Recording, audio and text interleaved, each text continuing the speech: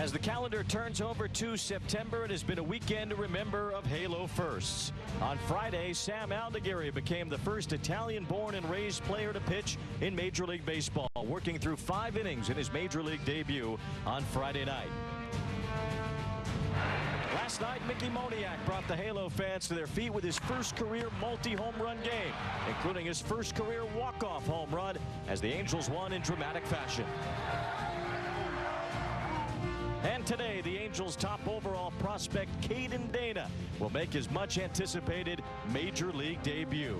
What first will be next?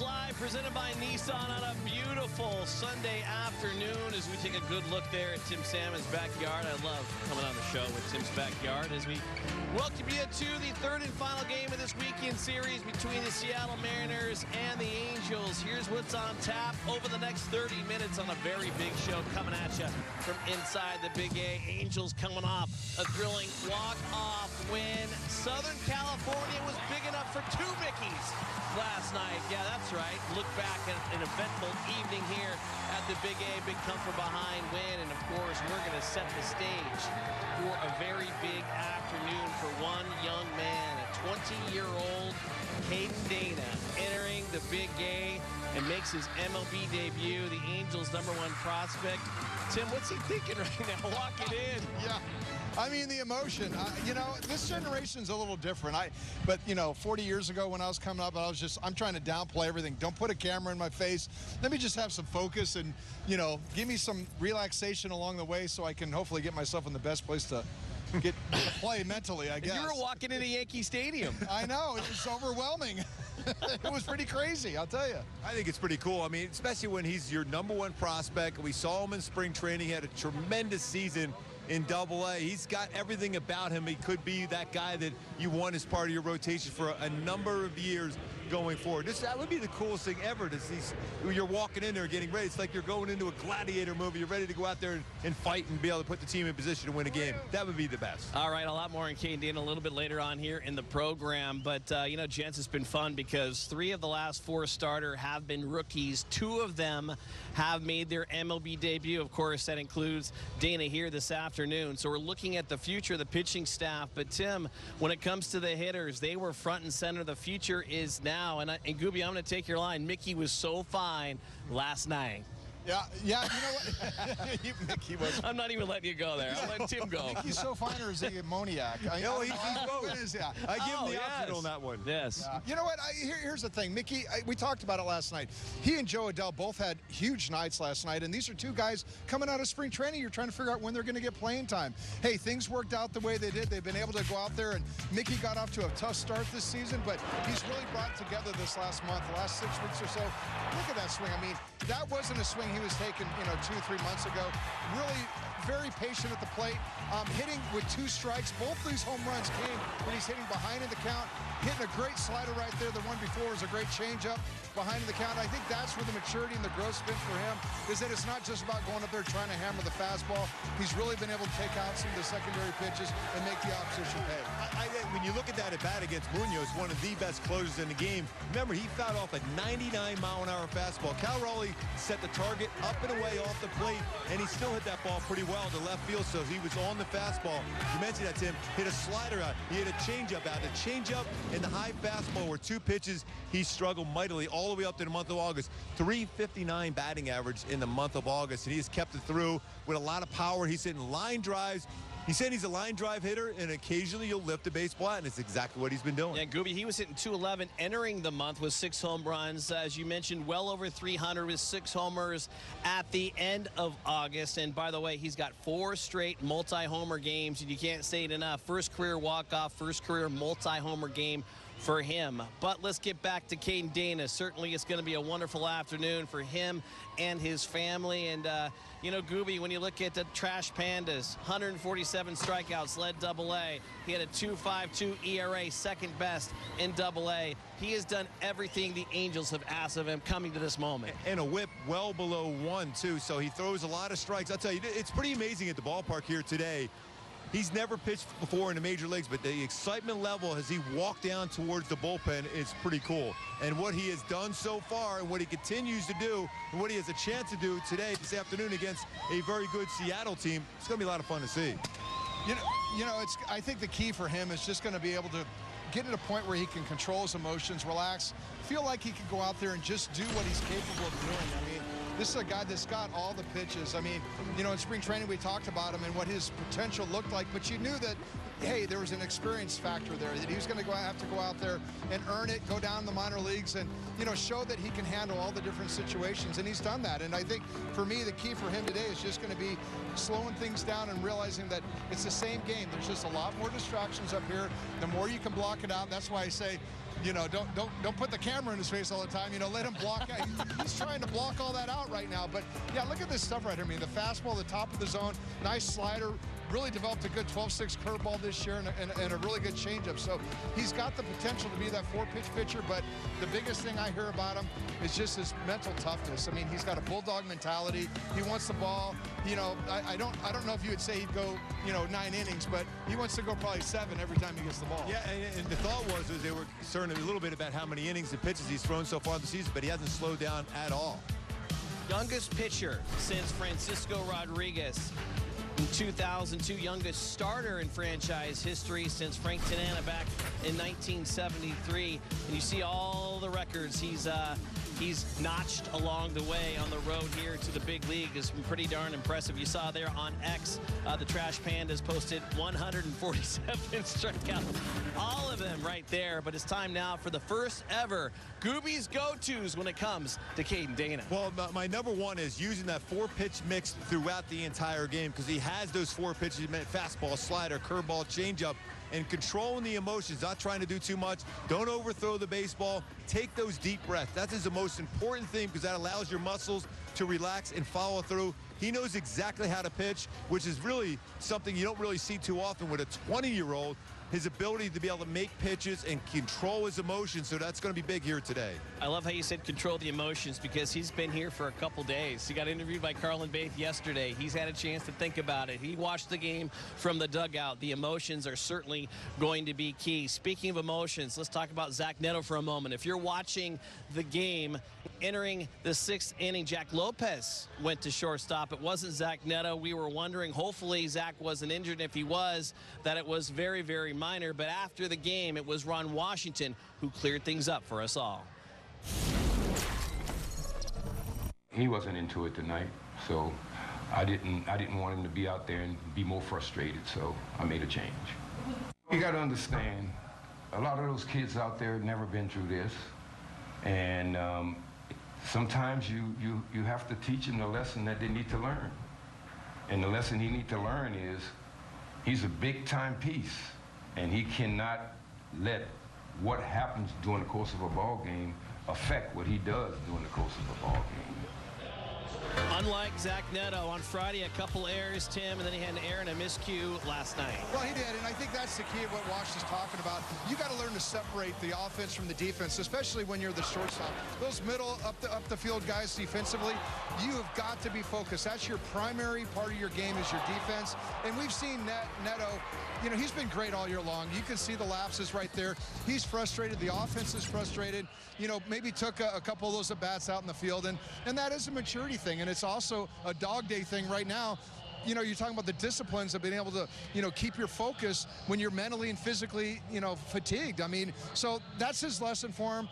It has to come for everybody, and hopefully it's a one and done for Zack Netto. I mean, he's been so great defensively. 8 defensive runs saved before this little bit of a struggle for him at the shortstop position, but I'm not concerned about him at all. I know it's one of those tough things. You can see he's frustrated just by his face and his body language, but he's a guy that's a fighter. He loves the game. He'll bounce back today. I was hoping that he was going to be a shortstop today for Dana's debut, because you want that defense, you want that bat in the lineup, and he wants to be out there for a fellow youngster, so I'm glad he's back out there today. He's still one of the best shortstops in all of baseball, and yes, he will be backing up Caden Dana, playing in that 2-hole once again for the Halos. If you want to call that a teachable moment, well, there certainly was another teachable moment last night. Yeah, a lot of theatrics in the bottom of the 9th. Bottom of the 8th inning, though, was a different story. Tie game, Taylor Ward on third Ron Washington put on the bunt play, turned into a double play. Ron Washington talked with Carlin B about that situation this afternoon. I heard a comment last night is sometimes these young kids, you know, they just have trouble sometimes executing the fundamentals, you know, but bunting, 72 years old, I can do it. The thing I see is nervousness. The easiest thing to bunt is a breaking ball. The fastball is hard, but a guy flip a breaking ball up there, that's easy.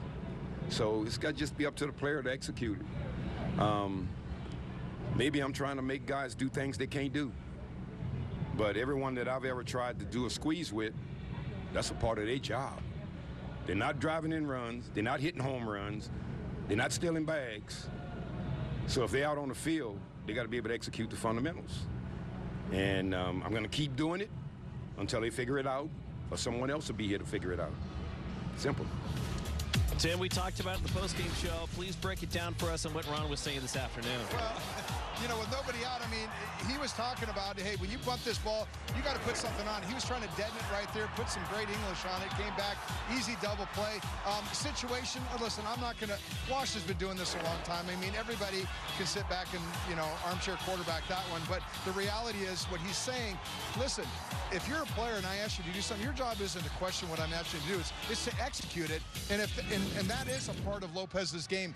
Whether or not it's been refined like it was 20 years ago in some of these guys where, you know, a David Eckstein or somebody bunted, you know, a dozen times every year throughout the year, you know, there's maybe he's not as many reps, but regardless, Wash is the manager, and if he asks you to do something, you need to be able to execute it, and they do put in the time. He's not asking them to do something they don't ever work on. So at the end of the day, yeah, you can argue either side of whether that was the right play or not, but still, it comes down to execution. Yeah, I mean, yeah, that's the thing.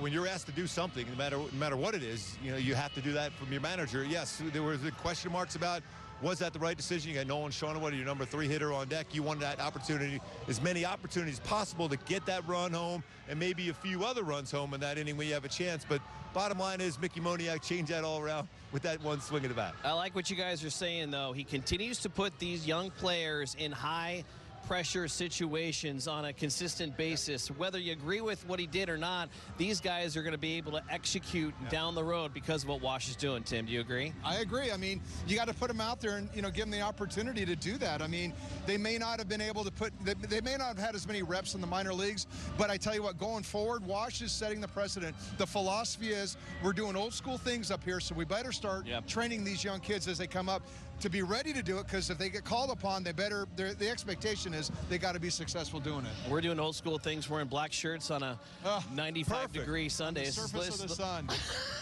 It's a good look for us, guys. You know what, Gooby? I'm going to put the ultimate squeeze play on right now and squeeze you out of here. Oh, perfect. You know what? I'm excited about Caden Dana today. That walk-off home run, the excitement level for the team, you carry that into today. He's going to feel good about the fact is his team is resilient, and that's going to help him out today. That's the ultimate table setter. Yep, I mean, no especially question. as a starting pitcher, going out there in your debut, knowing what this offense can do, Tim, and we're going to talk about Adell here in the next segment. But, boy, these guys, they want to perform again for this young man. They do.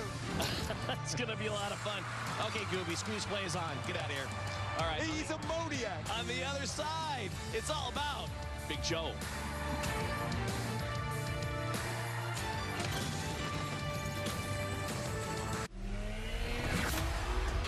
Catch up on all the baseball action with a triple play. Kevin Millar, Ryan Dempster, and Sierra Santos. 3 hosts joined by baseball's biggest stars. Welcome to the best interview in baseball. Intentional Talk, only on MLB Network. Man, I've seen things you wouldn't believe. But this I have not seen. You know, nothing phases me, man. Nothing. But these guys got me phased. Now, this game found another gear. Think you've seen this before?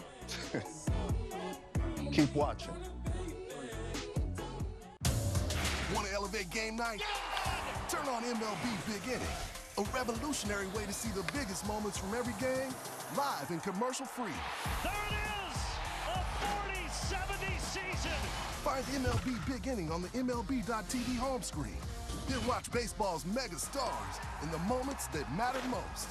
It's a whole new ballgame when the action comes to you. Game over! MLB Big Inning, live every game night on MLB.tv.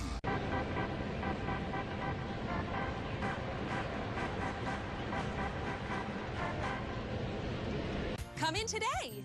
Ooh, like. Toyota, let's go places. Halo's #1 prospect making his debut this afternoon as we welcome back to Angels Live on Valley Sports, brought to you by Nissan. Save big before summer ends at the Nissan end of summer sales event. Caden Dana did everything he could possibly do at AA. Now he skipped AAA and he makes his debut. The 20-year-old will be on center stage here momentarily from the Big A's. Welcome me back inside. Ken French alongside Tim Salmon talking about Mickey Moniac. What a career night it was for him. But you know what? Let's not forget about Joe Adell. You had a chance to talk with him in the dugout just a few moments ago, Tim. I mean, Big Joe, his 4th career multi-homer game. He's now at 20, and he's 5 stolen bases away from a 2020 season. Yeah, he's putting together a nice campaign considering, where he's been. And I know the numbers aren't maybe where everybody wants them to be, but I couldn't be prouder for the development and the progress he's made. I know what he's been putting into it. I know what he came into in spring training and, what the challenge was ahead of him. And I think he's done a very good job of going out there, putting the work in and making changes on the fly. It's very difficult to learn how to play this game at the major league level, but I'll tell you what, the changes he's made in his swing just in the last, month or so.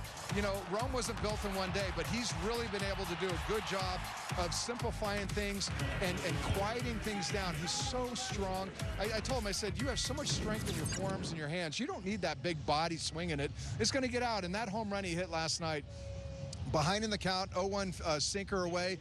Like, we talked about it. He's like, hey, I was just trying to put the barrel on the ball, a nice swing on it. I'm like, yeah, and you hit a line drive that carried out of the ballpark. I mean, again, the more he sees it, the more he's starting to believe home runs are accidents. He's, the home run hitters, they don't need to, be trying to hit home runs. They just need to be focused on hitting line drives. And you know what?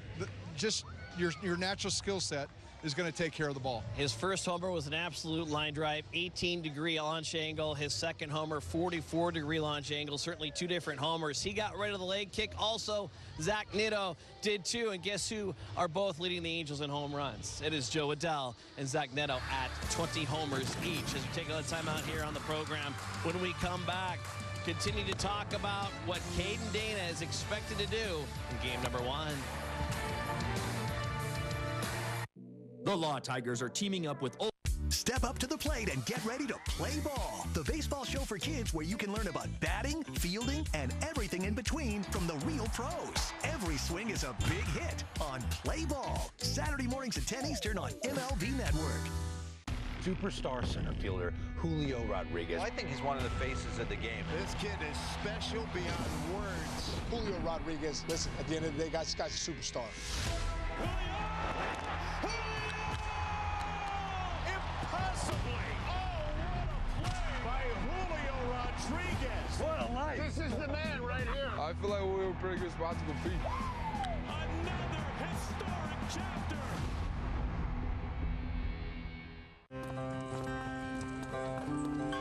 Since its inception, the Boys and Girls Clubs have been more than a fun place for kids to go after school.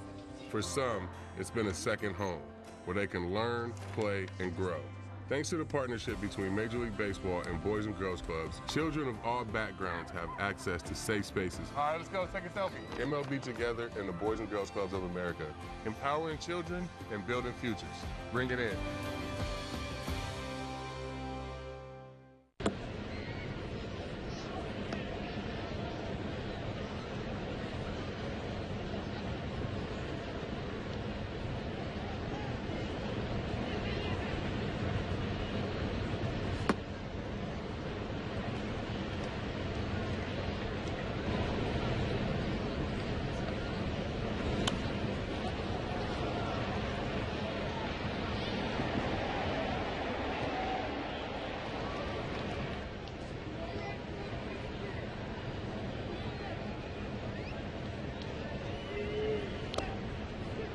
Disasters today. Visit ready.gov/plan.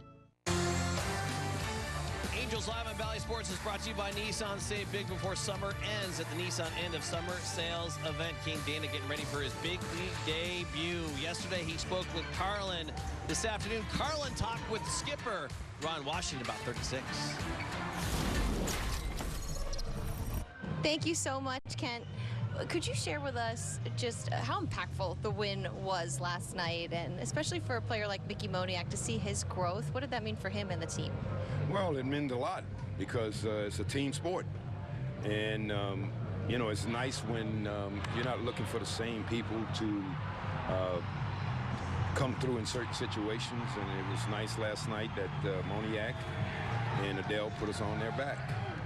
Those are the guys that put the runs on the boards for us last night. So, you know, still got a month left in the season. And I'm continuing to watch and evaluate. And they're growing. And, you know, again, we trying to run down consistency and sustainability. And then looking at Zack Netto, just with this decision that you made with him last night, I mean, moving forward today even, is there a further conversation to be had with him, or what are you expecting? No. Once I made my decision last night and I talked to him, as far as I was concerned, it was over. So today is a new day. There's no need for us to continue to talk about it. We know what happened. And then Caden Dana, just looking at his debut today, what are you expecting to see from him, and how exciting must it be for a 20-year-old to be making their debut? Well, I'm quite sure he has some emotions he has to deal with. But the only thing I'm looking for him to do is just go as deep in the ball game as he possibly can, as I wish for all our pitchers. So he has the stuff to go out there and pitch with, and we just got to wait till 1 o'clock to find out how it turns out. And time is a-ticking. We're getting closer and closer to the big league debut of Caden Dana. On the other side, find out the lineup he's going to face for the M's. Name 20. Catch up on all the baseball action with a triple play. Kevin Millard, Ryan Dempster, and Sierra Santos. 3 hosts joined by baseball's biggest stars. Welcome to the best interview in baseball. Intentional Talk, only on MLB Network. Baseball is a sport, pero la verdad es que para nosotros, el béisbol es otra cosa. El béisbol es un corrido, un dembow y un reggaetón prendido. Es un plácata bien fuácata. Eso es otra cosa. It's the Plátano power and the Arepa power. It's a familiar name and juniors who dare to dream big. El béisbol es otra cosa. Performance. He is locked in. Passion. There's nobody more important than him. Teamwork. Working together is key. Get inside the game with MLB Tonight. Blanco does it! Throws a no-hitter! Bringing you breakdowns, highlights, and live look-ins to the big moments as they happen. But that was the MVP of the game right there. MLB Tonight. Inside the game all season long. Boom! And how fun is this show? Only on MLB Network.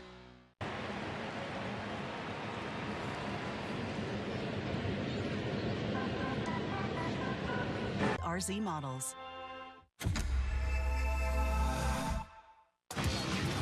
When the Angels win the game, you win free McDonald's fries. Get free medium fries tomorrow with any $2 purchase only on the app of participating McDonald's. This was the scene. Well, this is what the scene should have looked like today because the Angels won last night. We call it the sweet taste of victory. Just throw them all on the table. Give one to the camera guy. Have some fun. Fries make things fun.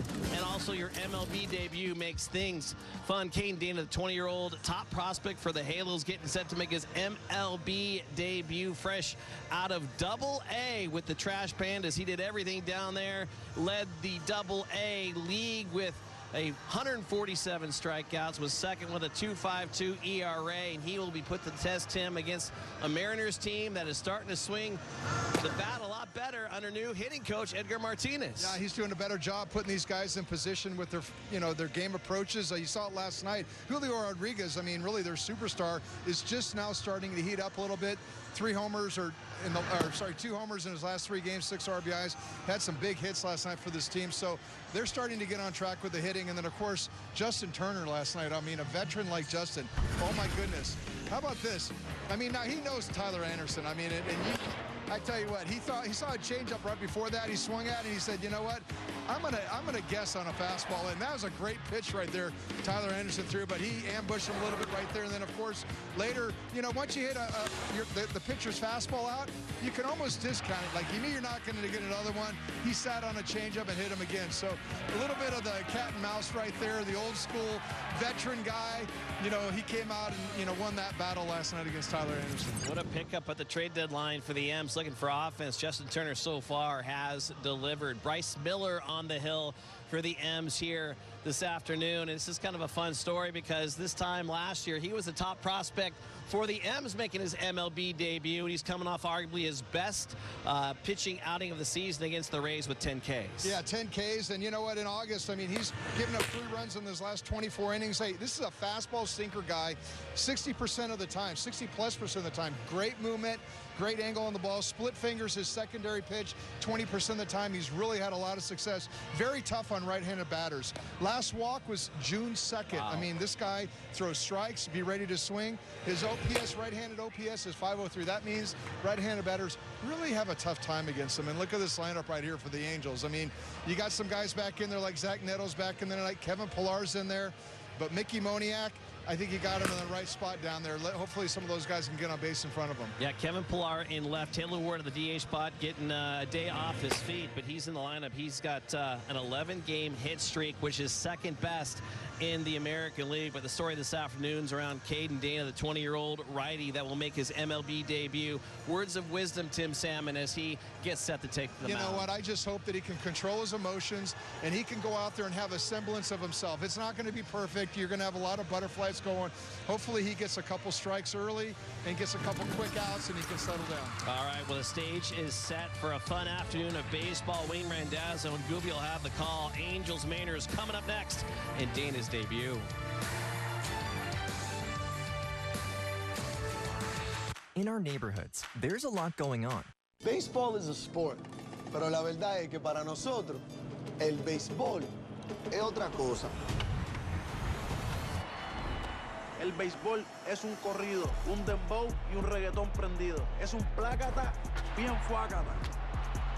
Eso es otra cosa. It's the Plátano power and the Arepa power. It's a familiar name and juniors who dare to dream big.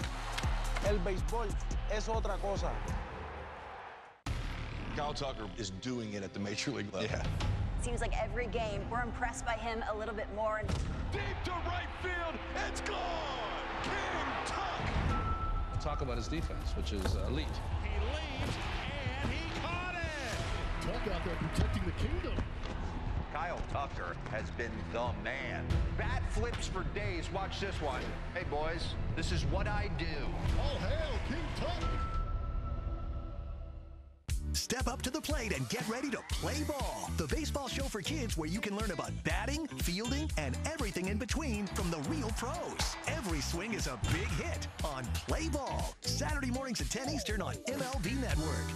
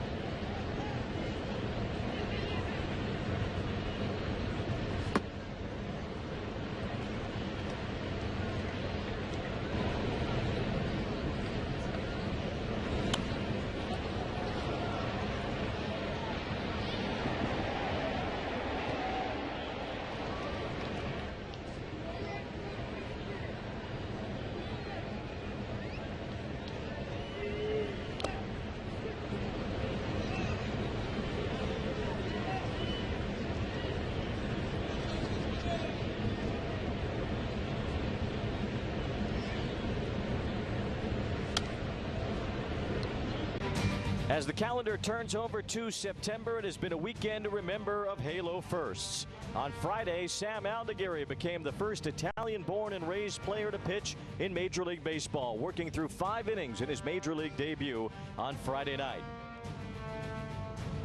Last night, Mickey Moniac brought the Halo fans to their feet with his first career multi-home run game, including his first career walk-off home run as the Angels won in dramatic fashion. And today, the Angels' top overall prospect, Caden Dana, will make his much-anticipated Major League debut. What first will be next?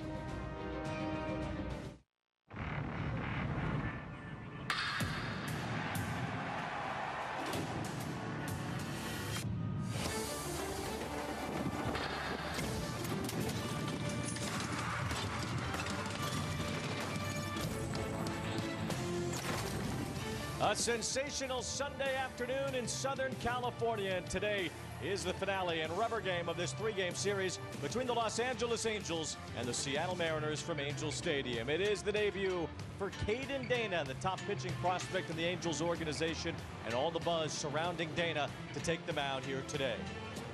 Alongside Mark Gubas, I'm Wayne Randazzo. Gubi, it's turned into a fun weekend for the Angels. A couple of debuts. We'll see the big blonde guy today, Caden Dana, after a pretty fun win last night. Yeah, Wayne, that was a great win. Joe Adell with 2 home runs, Mickey Moniac, a first ever multi-home run game, including a walk-off home run. And it's watching Caden Dana walk down to the bullpen today, the energy of the fans anticipating what he's going to do performing here today. It's a lot of fun here today at the ballpark. Well, the Angels used the long ball last night to score all their runs. 2 home runs from Joe Adell and 2 from Mickey Moniac, including this game-tying shot off of Brian Wu in the bottom of the 7th. Yeah, he hit a changeup out to tie the game, a 2-run home run there in the 7th inning, a pitch that he really struggled with early in the season. But then you take a look at our frontier play sense, pitch by pitch. Andres Munoz, he's got some of the best stuff in the game. Slider down, slider, swing, foul, 1-1 count, another slider is fouled. That one off at 88. This pitch right here for me, 99, he hit that ball really hard the other way. Then a slider down and in, and a no-doubter. Munoz knew it. Moniac knew it. His teammates knew it. That ball went way out. A walk-off home run. Multi-home run game. First time he's ever had a walk-off home run. The level of energy in the ballpark there last night is certainly he's going to be able to carry over here for Caden Dana, I think, today, too. It was a tough loss for the Mariners. Now they're 5 back in the American League West. And it's Caden Dana's job today to make things even tougher for Seattle. And he's threw the ball so well in Double-A. 9-7 record with an ERA 2.52. I mean, he's such a phenomenal pitcher. He has a great idea what he wants to do.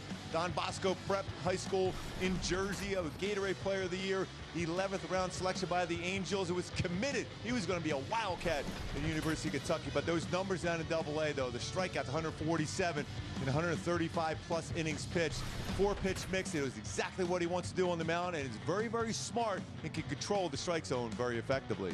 Caden Dana getting ready to go for his big league debut. The 20-year-old on the mound for the Angels here this afternoon to finish up this series against the Mariners. The moment arrives for Caden Dana in just a moment.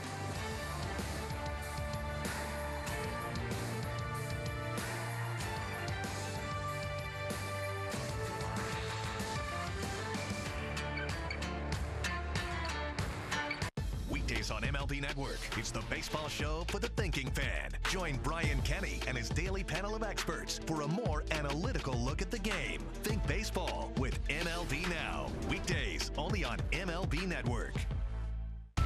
Corey Seager, all eyes on him. He's ready to go. He's aggressive. Here's a dude that swings 52% of the time on first pitches. Corey Seager smashes a ball. The ability to be able to come together and compete every night. You know, that's what it's all about at this point for me. Corey Seager does it again. This guy is doing it all. He's hitting bombs all the time.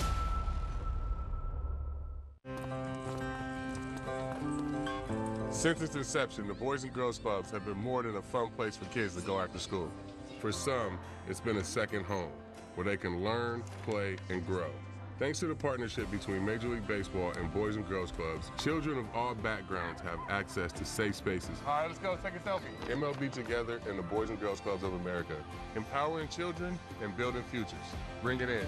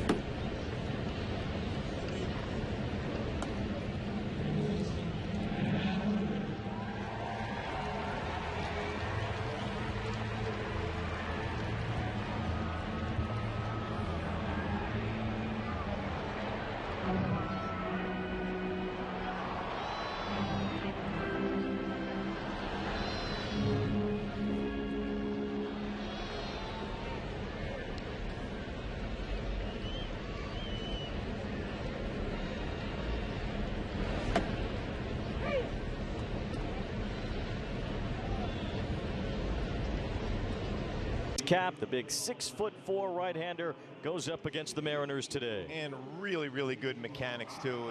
It's very important for him just to relax out there on the mound and know how good his stuff can be.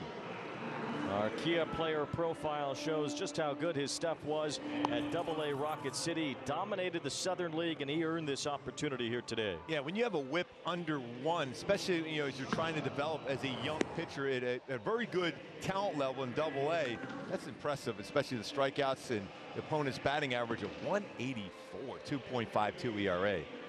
And my go-tos for him to have a solid game in his debut against this Seattle team that's been swinging the bat much better. He's used that 4-pitch mix throughout. He's got fastball, curveball, slider, changeup, and control the emotions. Don't try to do too much. Don't overthrow. Just do exactly what you did in AA and carry it here to the big league, especially through this first inning, which will be extremely important. That first inning, first pitch, first batter is the most important one. Show you the lineup that Dana will face in his major league debut today, with Victor Robles moving to the leadoff spot. He's been red hot for the Mariners. So has Julio Rodriguez, who has homered in this series. Cal Raleigh bats in the 3 spot. A Rosarena cleanup. Polanco will see Raley and Haniger for the first time in this series, with Rojas and Rivas at the bottom of the order. For Dan Wilson's Seattle Mariners, just hanging on in the American League playoff picture. 5 games in back of first place Houston entering today's play. They actually are closer to the wild card right now, as the Mariners sit in the wild card race 4.5 back. So these are hugely important games for the Mariners, and a tough loss for them last night. And the Easton defense behind Caden Dana. The most important guy for me is Matty Theis behind the plate, and how he's able to control the emotions for Dana on the mound. So he's the guy for me this afternoon to get him through this, especially early on in the game. Defense in the infield, though, Rendon, Netto, George, Shonawall, and then the outfield, you got Pilar, Moniac, and Adell in the outfield. And Matt Theis has done a nice job working with some of these young pitchers, including Hanowitz. He's done a good job with him behind the plate. So there's the 20-year-old Caden Dana, and his first pitch in the major leagues. His ball 1 to Victor Robles. But it's a tough one, too, Wayne, because Robles is a very patient hitter, too. Robles has been incredible since joining the Mariners, but he lifts this one off the end of his bat to right. Joe Adell is there, and Caden Dana has his first out in the big league. Now he's got an ERA in the big leagues. Always love that first out. He is 20 years and 259 days old, and he's the youngest Angels pitcher since Francisco Rodriguez debuted in 2002 near the end of that magical season, and he's the youngest starting pitcher since Frank Tanana. You have to go all the way back to 1973 for an Angels starting pitcher to debut this young. Here's Julio Rodriguez, a young talent in his own right, as he fouls one off. By the way, that's 2 talented players being compared to for Frank Tanana and Frankie Rodriguez. That's a pretty good comparison. Well, to get to the big leagues as a pitcher this young, you have to be talented, and Caden Dana certainly is. Breaking ball slips out of his hand, and it's 1 ball 1 strike on Rodriguez.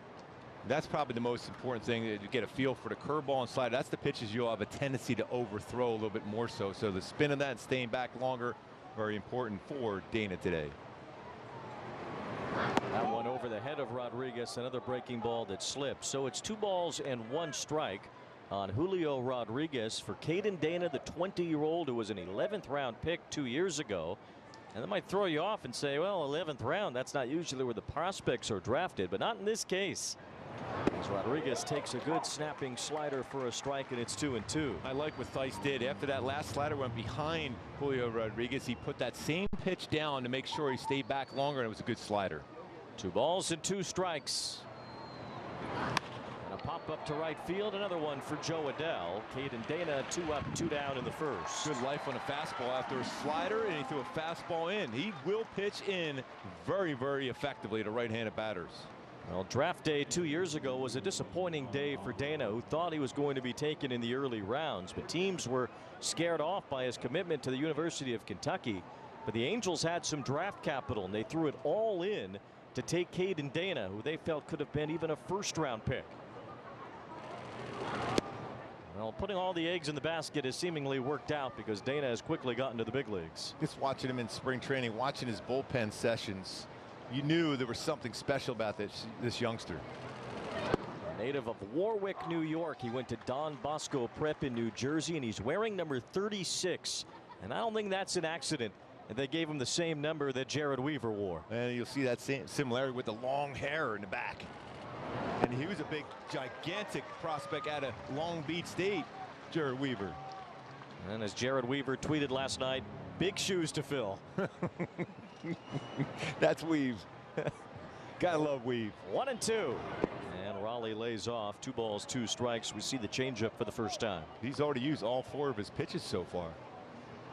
Well, Jared Weaver, one of the great Angels developed pitchers in franchise history, with that number 36. And here's Caden Dana, number 36, getting his first major league strikeout as he punches out Cal Raleigh and works a 1-2-3 first. 95 on the gas. Gets it by a very good fastball hitter, and Cal Raleigh, first major league punch out for Dana.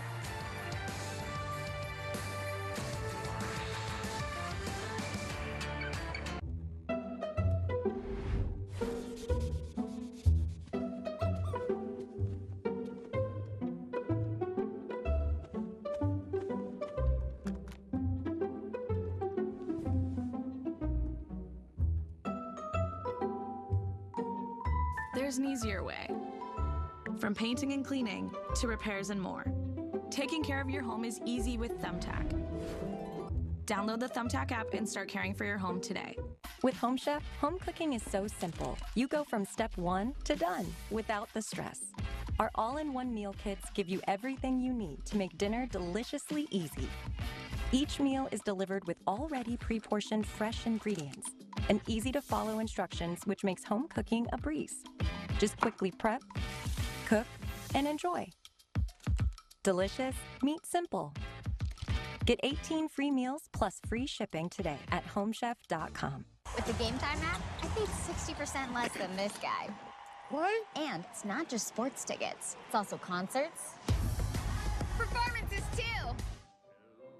Oh, come on! Download Game Time. Last-minute tickets, lowest price, guaranteed. I feel like I lose track of at least $500 a month. Yeah, maybe that's because you still use spreadsheets. Haven't you heard of Rocket Money? No, but you're probably going to cut me off and tell me about it. It's an app that tracks your spending in real time, lowers bills, and helps you find and cancel sneaky subscriptions. Sign me up. Stay on track with your finances and download Rocket Money. Angels batting order brought to you by Irvine Auto Center today with Taylor Ward and his career-high 11-game hitting streak leading off. He's the DH today. Zack Netto is back in the lineup after being pulled from yesterday's game. Shotwell hits third, then Rendon clean up Pilar's in left field. Moniac's been red hot, batting 6th. Drury, Theis, and Joe Adell.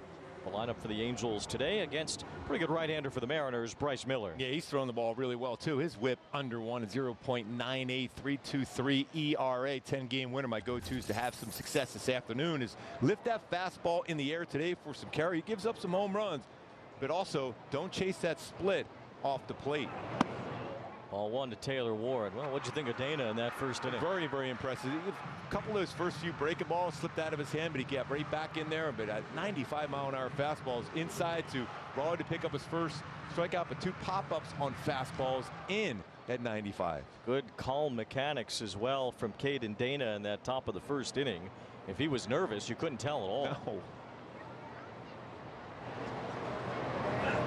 Taylor Ward hits one in the air left center field. It's carrying back for Rodriguez. He's at the wall. He leaps in.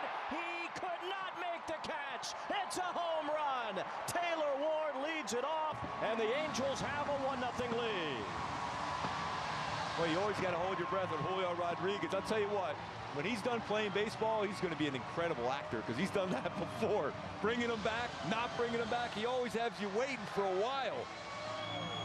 Talking about that carry here this afternoon, that was a sinker, a 95-mile-an-hour sinker. And some lift forward for Taylor Ward. His 19th home run. He gets closer and closer to 20 home runs this season. It was a little piece of the ball that touched the glove of Rodriguez, but it was out of his reach. A great effort. Now Taylor Ward has a 12-game hitting streak with his 19th home run of the year. Boy, he did a nice job of timing that leap. Just tipping the glove a little bit too far over that wall. Went 397. He had a 36-degree launch angle. Not quite Joe Adell 44 launch angle. Now Taylor Ward with a good start. He has hit a leadoff home run for the 2nd time in this series. Did so as well Friday off George Kirby Well, these great Mariners starting pitchers have been bit by the long ball in this series. 7 home runs have been hit by the Angels off of the Seattle starters. The last 2 batters for the Halos, a walk-off home run, then a lead-off home run here. Well, back-to-back jacks, you can call it, as Netto takes a strike. It was belly to belly. 2 balls and 1 strike. That's a good one for Matt Birch to look up. When was the last time the Angels had a walk-off homer followed by a lead-off homer the next day? 2-1 the count as Netto takes ball 3. Well, Zack Netto, he was taught a lesson last night by his manager Ron Washington. Netto, who made 2 errors in the game on Friday and 1 more physical error yesterday, plus a mental mistake not covering the bag on a pickoff, was pulled from the game by the manager. I was here early today, and what was he doing? He was out there working on some ground balls. That's the kind of guy that Zack Netto is. He was trying to just clear the mind, get back to some hard work. Good at bat there working a walk. He's a stolen base threat. Miller's allowed 8 stolen bases. 4 have been caught. He has 1 pickoff. 4 career pickoffs. He's got a good move. Now Netto's on with a walk in front of Nolan Shonowell as Rojas is well off the bag at third. And a throw to first base as Netto dives back, and that's all about what Ron Washington wants to see from this young ball club, is make it from the starting line to the finish line this year and continue their development and learning process along the way.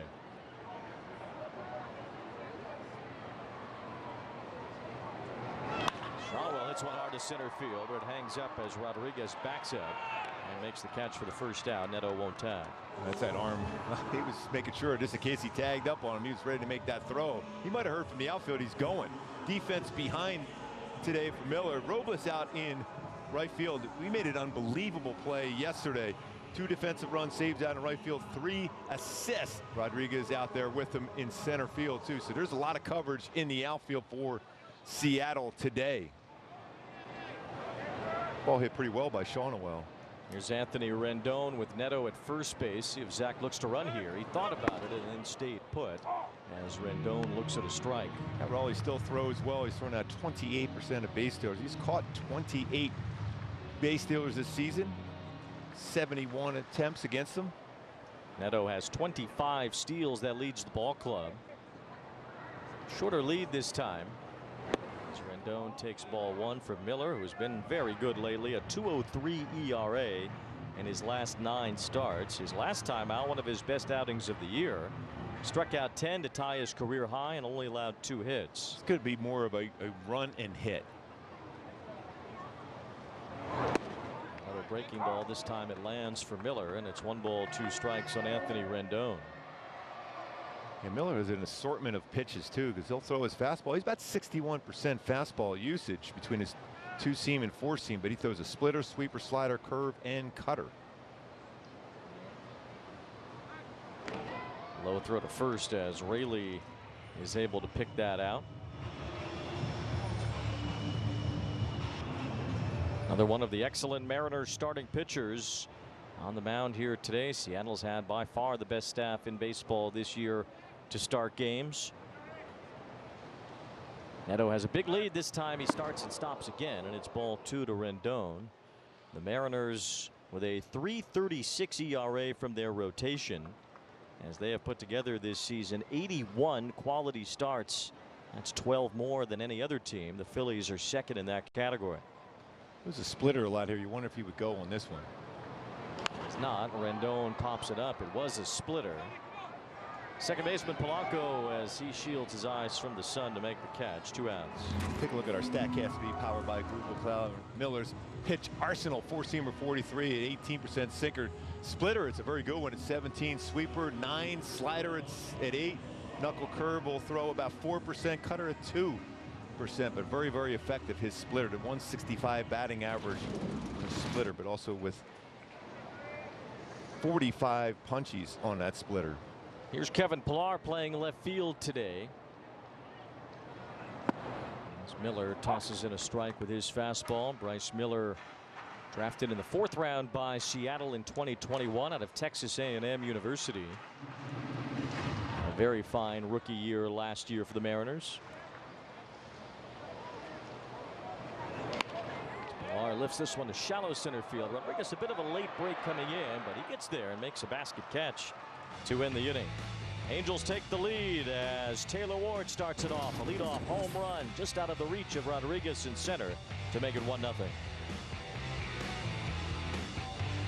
Paying down debt can feel overwhelming, but it doesn't have to be. Upstart makes it fast and easy. Borrowers can access the funds they need in as little as 1 business day. Checking your rate is fast, easy, with no cost to you or your credit score. Loans start at $1,000 and go up to $50,000. Join the club of over 1.8 million customers who have turned to Upstart for a personal loan. Your financial freedom begins at upstart.com. The best feeling iron I've ever hit. Introducing the new Gen 7 irons, the greatest leap forward in irons technology and performance in PXG history. Our new quantum core material explodes off the face. Are you kidding me? The Gen 7 irons deliver groundbreaking new levels of forgiveness, speed, distance, and feel. That's what I'm talking about right there.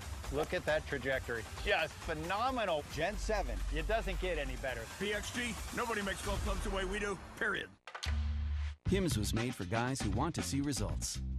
Whether it's for hair loss, weight loss, ED, or mental health. Get quality care from licensed providers 100% online and join the millions of guys who use Hims. Find the treatment that works for you. Get started today at hims.com. Join the million. Sunday key for the game today, going a little Emerson, Lake, and Palmer today from the beginning of the draft to where he is right now. The hype for Caden Dana, and he's lived up to in Double-A. First inning, very, very solid. That's to keep on a roll here today. Just don't overthrow it. Stay within yourself. Ground ball to third on the first pitch from Randy Arozarena, and Dana's retired the first 4.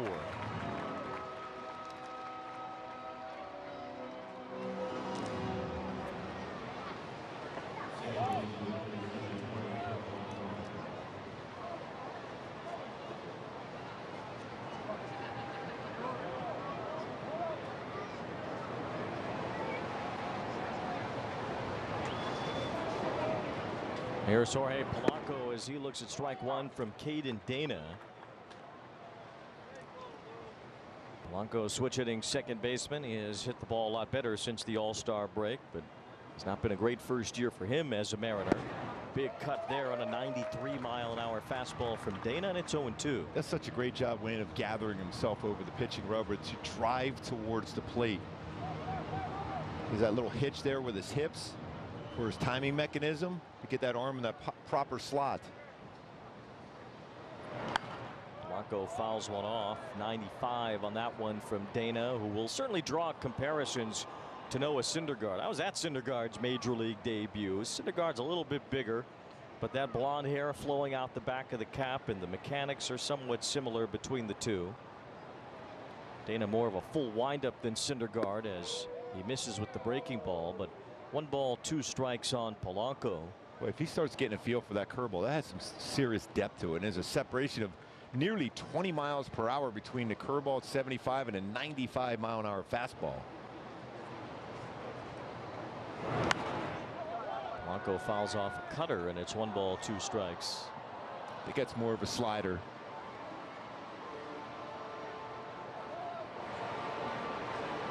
Dana's retired each of the first 4. He's had his first strikeout against Cal Raleigh. And now Polanco, it's a 1-hopper to second base as Brandon Drury stays with it. Polanco keeps his bat as he runs to first, and he's retired for the second out of the inning. Take those ground ball outs after 2 fly ball outs and a punch out in the first inning. It's getting everyone involved. Well, sharp early on, Caden Dana in his major league debut. A continuation from his numbers at Double-A. In his last 2 starts, he beat the Montgomery Biscuits in back-to-back outings. Worked 8 innings, struck out 9 in one of them, and allowed no earned runs in 6 innings in the other. He's even had a complete game this year. It was against Chattanooga July 26th. 10 strikeouts, went the distance, throwing 108 pitches. Here's a high fly to right center. Luke Raley jumps on it and sends it out. The first hit allowed by Dana is a long one, and the Mariners have tied the game. If that curveball out of the strike zone, that was a 96-mile-an-hour fastball. Raley's got some good power, though. That's a 17th home run to go along with 13 doubles and 2 triples. It's more than this series. Yep.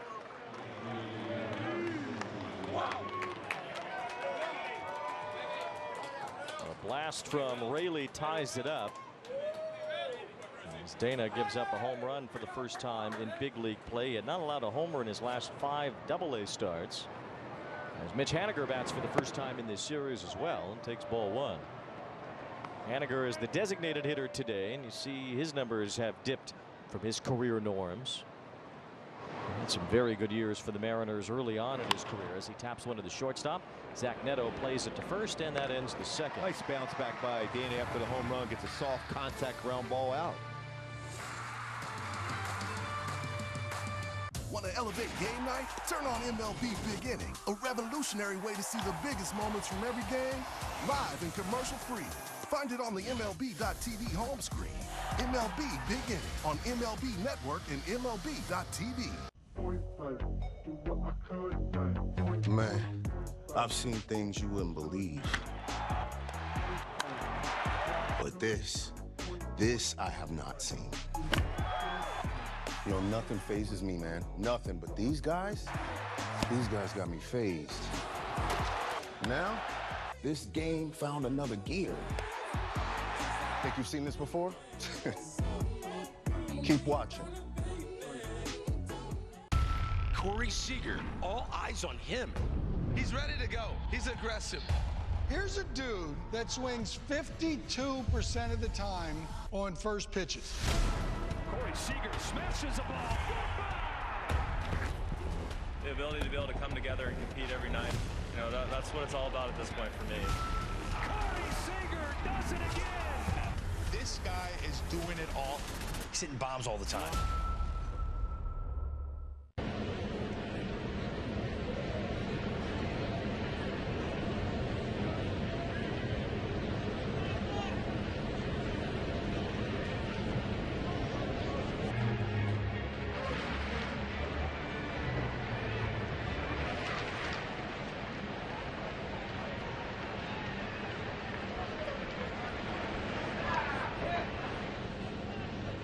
Barry Enright discussing things with Caden Dana, who was touched up for the first time as a big leaguer and shrugged it off immediately and got the next guy out. Yeah, soft contact towards the end of the bat against Haniger, who's had some pretty good swings in his career versus the Angels. Good bounce back rate like that. So now Mickey Moniac leads things off in the bottom of the second as he was part of some Angels history as it turned out. Moniac with a walk-off home run in the game yesterday. And Taylor Ward following up today with a leadoff home run. And Moniac just blasted one against Andres Munoz on a low slider last night. It was a no-doubt home run. For a guy that doesn't give up a lot of home runs, you knew that was going as soon as Moniac made contact with that slider. You know you're seeing the ball well when Moniac looked at that first pitch fastball, and it was off the plate. He looked back, go, that's that catch the corner, and the guy goes, home plate umpire says, oh yeah. But it wasn't a strike though. That's how well he's seeing the ball. First time Moniac's hit a walk-off home run, his first career multi-home run game. It had been a while since the Angels had multi-home run games from 2 outfielders in the same game. You have to go back to June 4th, 2003, when Garrett Anderson and Jeff Devannon did it in Puerto Rico when the Expos were playing some of their home games there. 2 balls, 2 strikes on Moniac. Got away with that slider upstairs. It's a tough one though to make contact with. Although as a hitter you see that, you recognize that, you feel you can crush it. Now Mickey ended up hitting .359 in a red hot month of August. See how he squares up in September. As he pops this one up to the left side. Rojas is calling for it as he backs up, and he makes the catch. So 1 out, and here's Carlin B. Thank you so much, Wayne. Just to continue on the Caden Dana conversation you guys have been having, you know, he's making his debut today. He's only 20 years old, though. Just 2 years ago, he was facing high school hitters at Don Bosco Prep. And today, you know, he's aware that he's the youngest Angel starter since 1973, but he told me yesterday he's going to throw the age away. He's not even going to consider it today. He's going to be bringing his consistency consistency, which he was doing down in Double-A, guys. He was leading Double-A in strikeouts with 147. And, you know, going back to the emotional side of baseball, too, I asked him who he told first in his family. He said he called his mom. His mom started crying immediately, which then, of course, made him tear up as well. And Ron Washington, just what he was expecting. He said he really wanted to see him go as deep as he can in the game. And if any testament to his Double-A play could come through today, he went deep, 6+ innings or more in the last 5 or 6 outings in Double-A. Carlin, what I'd like to know is, how long did it take to dry off after yesterday? I'm still soaked, and I don't know if it's sweat or if it's Powerade, so I'm trying to figure that out. It's not a fun problem to have, Wayne. Well, good luck. Thank you. No balls, 2 strikes on Brandon Drury as he takes ball 1 on a splitter from Miller. Caden Dana, 20 years old, getting his big league debut today, and so far in 2 innings has seemed polished and prepared. Yeah, I totally agree on that one, Wayne. I just love the way he goes out there and attacks the strike zone. Even after that swing by Raley, he just went right back, got the next batter. I mean, you're sitting there watching this game. You're seeing a lot of young pitchers, both for the Angels and Seattle. So you know the abilities you have, but you got to slow the game down and just go out there and trust what you have as far as your pitch mix. And he has so far. 2 balls, 2 strikes on Drury. As he lines one through, a base hit. Brandon Drury's been trying to hit the ball a little bit harder here of late. He's hit a couple of home runs over the last week, making more solid contact. Yeah, he's starting to hit the ball more on the line. Early in the season, a lot of ground balls. This time more on the line. You mentioned a couple of home runs he's hit of late.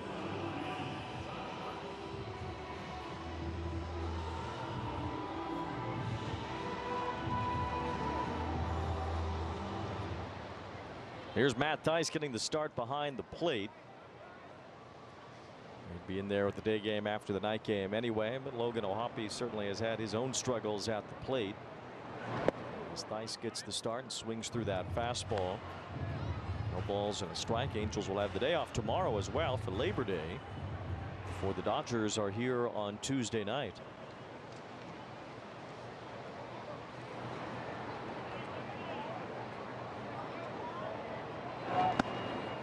Ball, 1 strike on Thaiss. We know that Reed Detmers is back. He will make his return to the rotation on Tuesday. He did a bullpen session today. He was all business walking by. I was like, I'm looking forward to him back out there against the Dodgers. Well, it's exciting to have Dana and Detmers pitch in back-to-back games, as you can certainly make the argument that those are the 2 most talented pitchers in the whole organization. Yeah, and 2 that you're really counting on to build back and get that winning mentality all over again. Dana getting his first look at the big leagues today. For Detmers, it's not about ability. It's just about being consistent on the mound. Dana.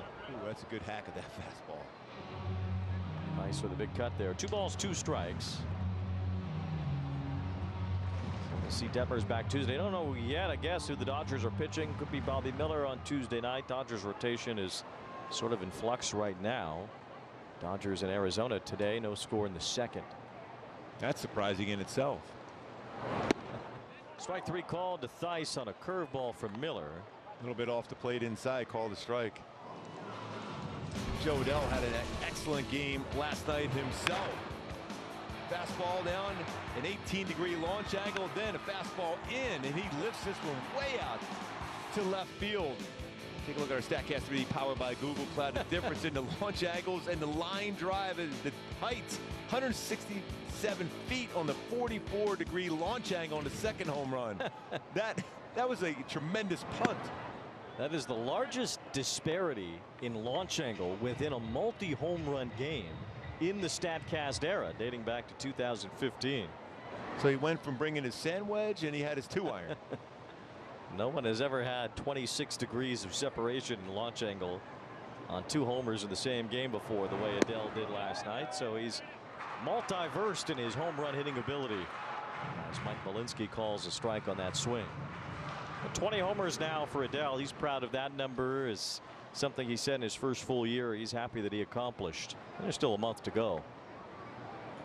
Tied with Netto for the team lead. Ward is right behind them with 19. 2 balls and a strike. Now 7 Angels with double figures in home runs, including Mike Trout in there. Yeah, Trout did all of that before May. getting to 10 home runs. There's Ward on deck. 2 balls, 1 strike on Adell.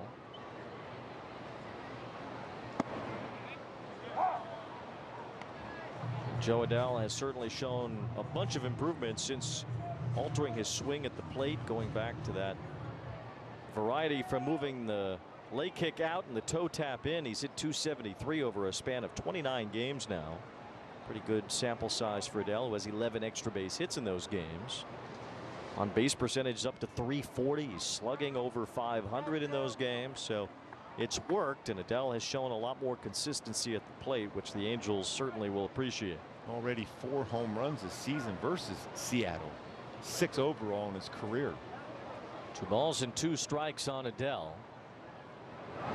And there's a fly ball hit out toward left field pretty deep. Arozarena is back but has some room. Adell just missed it as Arozarena makes the catch to end the inning. This is what you've been waiting for, folks. This is Gunnar Henderson. American League Rookie of the Year. What a superstar rookie season he had. Can this guy do One of the best all-around players. You better be really good at what you do if you're going to be called Gunnar. out of here? Gunnar Henderson's season is in full effect. Gunnar Henderson's my shortstop. This dude, absolute animal. Show him who you are, kid. Show him who you are.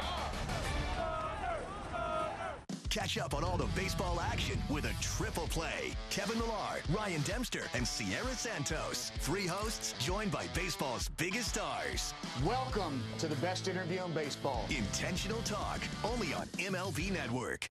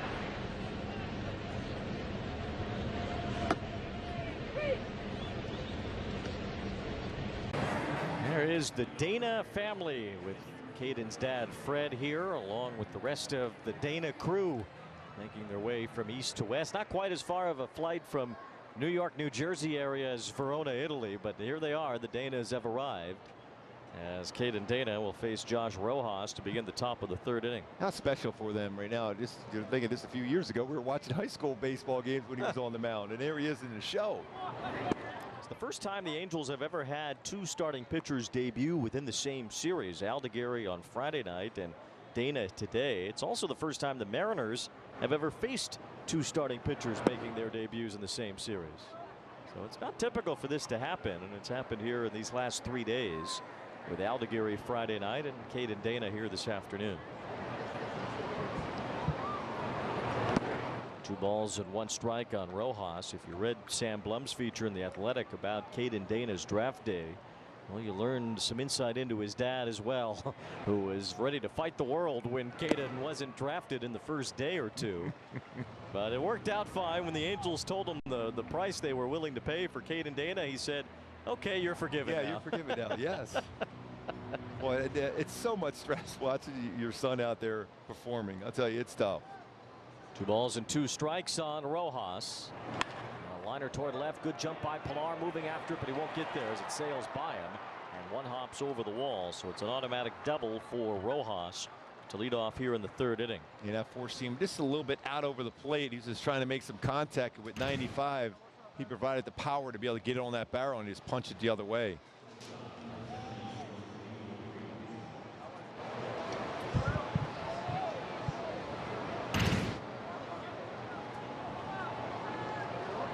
Here is Leo Rivas playing shortstop today. J.P. Crawford had been out for a while. And Rivas had done some filling in at shortstop. Dylan Moore's played there some as well. And Rivas gets the start with Crawford not in the lineup today.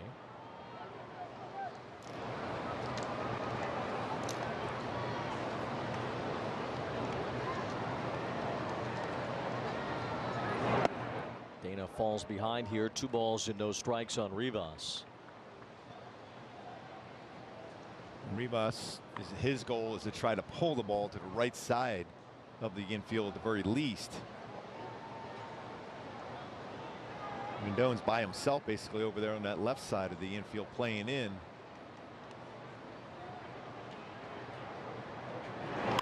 Bouncing ball down the first base line, handled by Shonowell. He'll take it to the bag. And Rivas, who at one time was in the Angels organization, bounces out.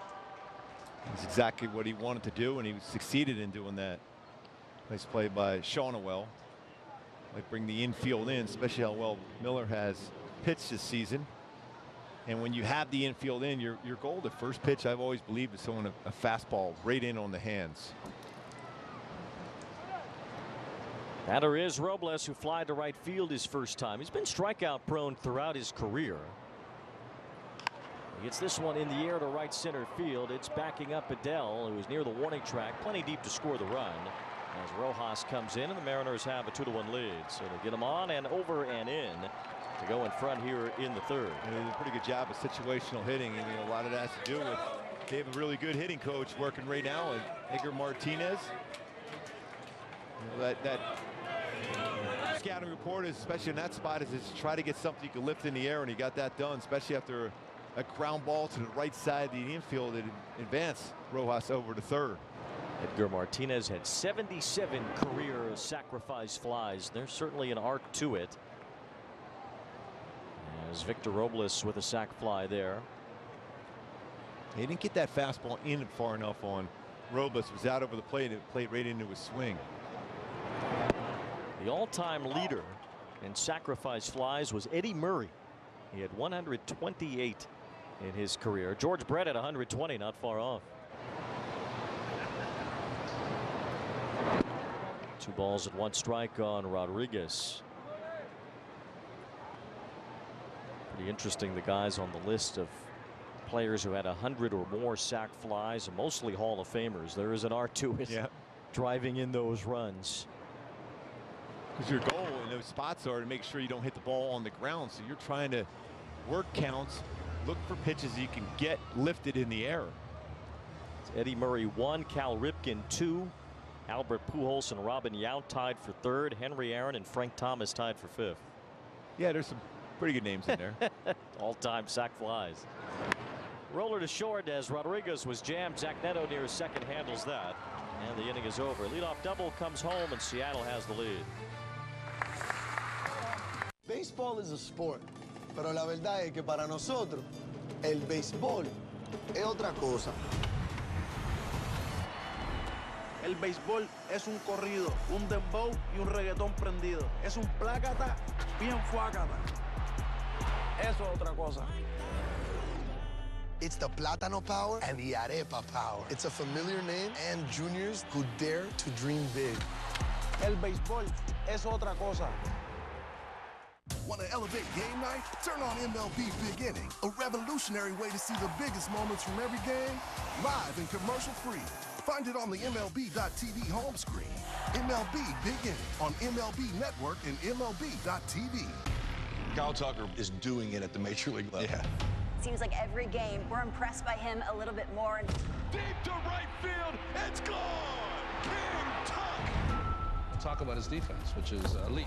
He leaves, and he caught it! Tuck out there protecting the kingdom. Kyle Tucker has been the man. Bat flips for days. Watch this one. Hey, boys, this is what I do. All hail King Tuck!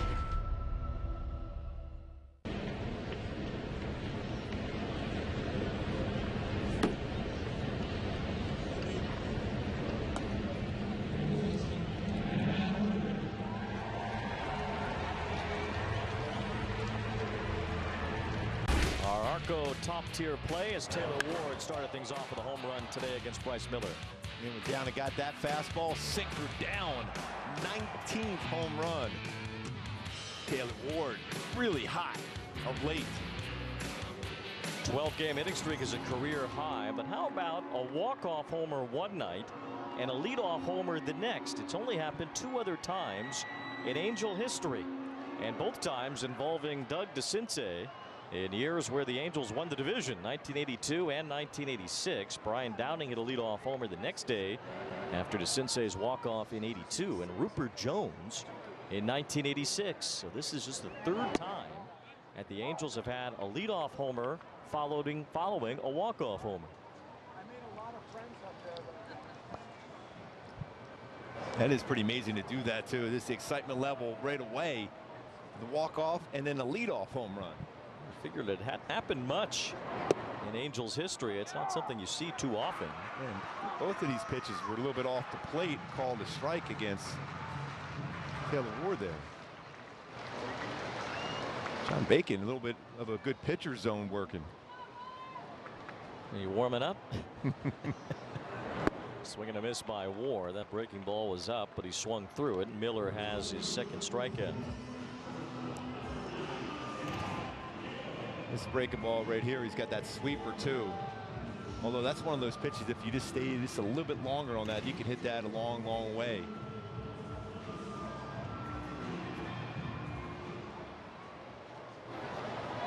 See the batting average versus his fastball. Not exactly they're crushing it, but 212 versus his off-speed pitches. He has a lot of them, 164. Strike 1 to Zack Netto. Zack just looks like he wants to hit a baseball a mile right now. Take out some frustration on a baseball.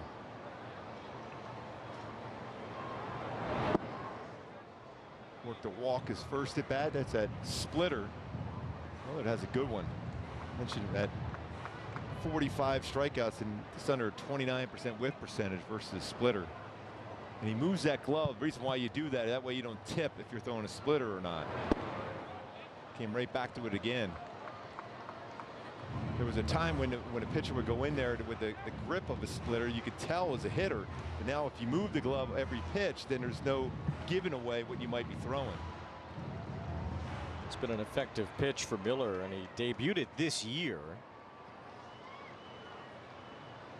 He's had most of his strikeouts on his fastball, sinker, or splitter this year. It's been tough to hit a combination of those pitches, and there's a sweeper for strike 3. That had some late break to it on that one.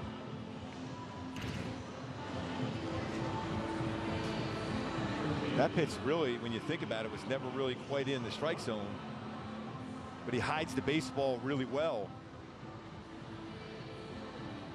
Hasn't had many strikeouts end with that pitch. Entering today, only 20 strikeouts came outside of his 4-seam, 2-seam, or splitter. Normally those are the put-away pitches for Miller, but he got Zack Netto and Taylor Ward with the breaking ball. Yeah, overall this is a 208 batting average against him. So you really, it's going to come down to just when you get some base runners at all, that's when that power swing comes into play. He's given up 20 home runs this season. Matt Thaiss struck out on a breaking ball as well. Shotwell whiffs on that fastball. 1 ball, 1 strike.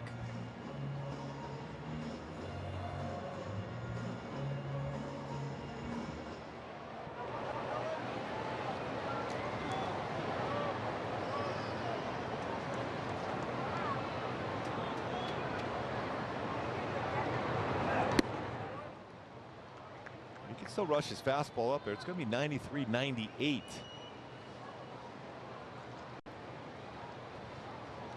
The Diamondbacks just scored 8 runs in the 2nd inning against the Dodgers. So Arizona's out to a big lead in that game, 8-0. Boy, Arizona's offense has been unbelievable. When they're missing a couple big components, Christian Walker, Tel Marte, and yet they're still crushing the baseball. Arizona has had some issues with their pitching this year, but they certainly are not slumping offensively. Corbin Carroll's been pretty good over the last month or so.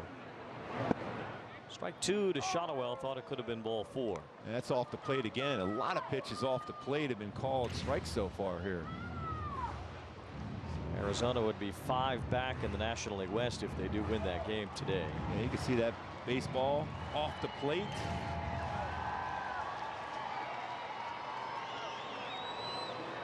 Dodgers play the Diamondbacks again tomorrow. They will not have a day off in between today and Tuesday like the Angels do. We've had some gigantic crowds there in Arizona for that series, like we're going to see here at the Big A on Tuesday and Wednesday. They had 50,000 there yesterday.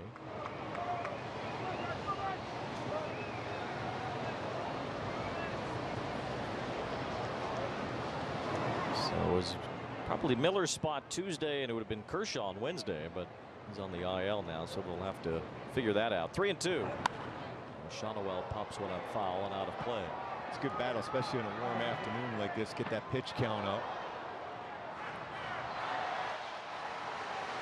Pretty efficient so far in 3 innings. Next pitch will be number 50. Making Miller work here early on. Went 7 in his last start. Halfway to 100 pitches at just 2 2/3 innings so far today. It's a full count on Shonowell.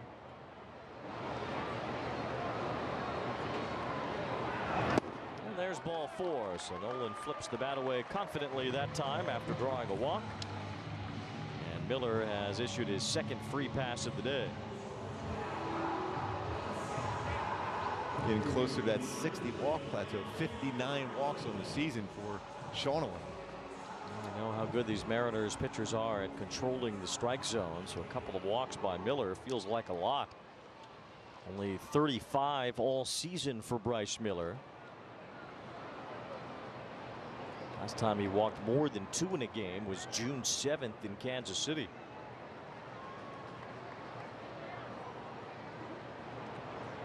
Here's Rendon, who popped out his first time. That one off the plate as well. So Miller's command a little spotty here in the early going, and Raley is out for a chat.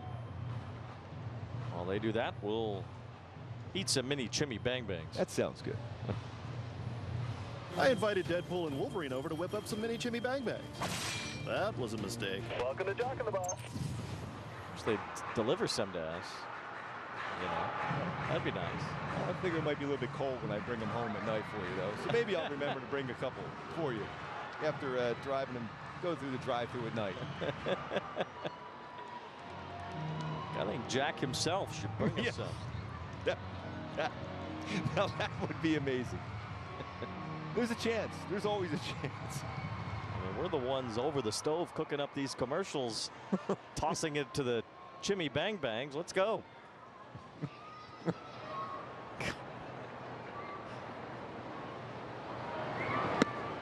Rendon couldn't hold his swing. 1 ball, 1 strike. That ball well off the plate from Miller. Miller is a Texas native, just like Rendon is.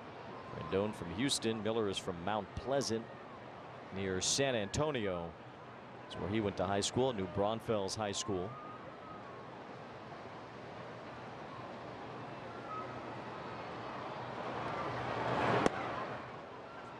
Falling off the mound toward the left-handed batter's box.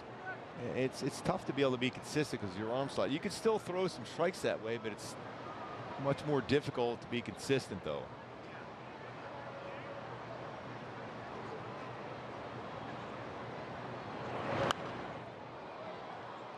Shonowell looks a little bit like he's thinking about going here. Well, he is the Flash after all. Yes. He's got 5 stolen bases, but caught once. He has that luck, though. It's like, all right, is he paying attention to me yet?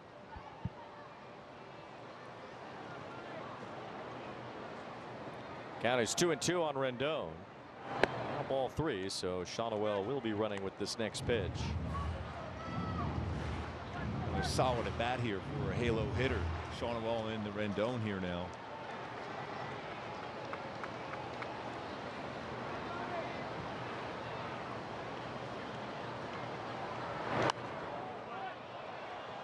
Rendon, a former Washington National, to play for Dusty Baker there, and mentioned how Darren Baker was making his major league debut today.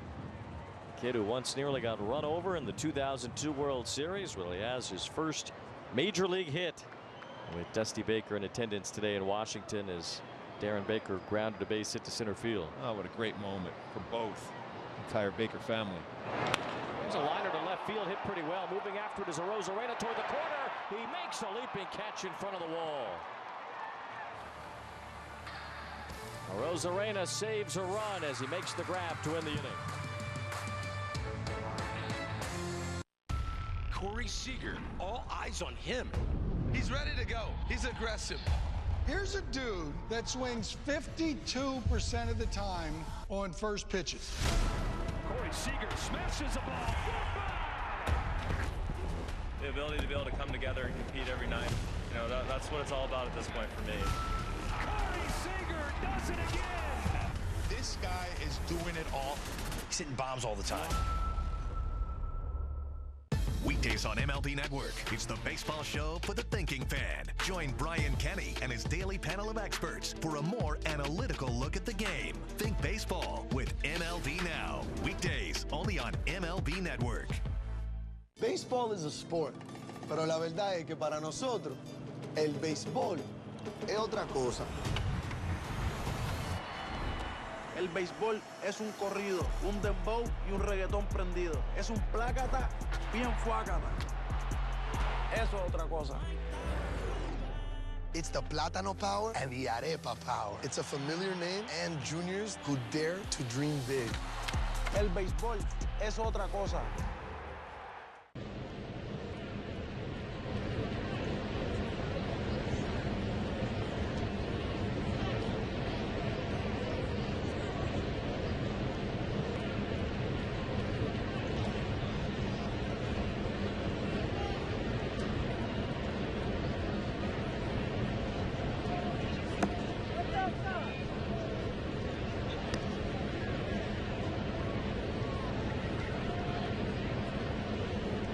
Carl's Cam replay. Well, we talked about Darren Baker in the 2002 World Series. So here it is, a long fly to right field off the bat of Kenny Lofton. And the Giants running around the bases trying to get a couple of runs. And there was J.T. Snow pulling Darren Baker to safety as David Bell was coming home for a potential play at the plate. One of the more heads-up plays by anyone in World Series history, as a very young Darren Baker was the bat boy for the Giants. And after that, well, he had to be 14 years old to be a bat boy in the major leagues. Yes. J.T. Snow was known for his great defense, and that was some great defense there. There's another little kid right there, too. It's unbelievable. Not a playground. This is the World Series. Cal Raleigh leading off in the top of the fourth inning. Tell you what, that energy level in that World Series here at the Big A was off the charts. The Thunder Sticks. Rally Monkey was going crazy at that moment. Yeah, remember well, a great World Series between the Giants and the Angels. And Barry Bonds' first World Series, as it turned out, his only one. And he had some incredible moments for San Francisco when that Angels team rallied together. The Rally Monkey was part of it. Great relief pitching they got, and they did just enough to capture the flag against the Giants and win their first World Series. 2 balls and a strike on Cal Raleigh. So many heroes in that, from Troy Gloss winning the MVP to Spezio's huge home run in Game 6. Tim Salmon had a great World Series. The bullpen was off the charts good for the Halos, led by Troy Percival.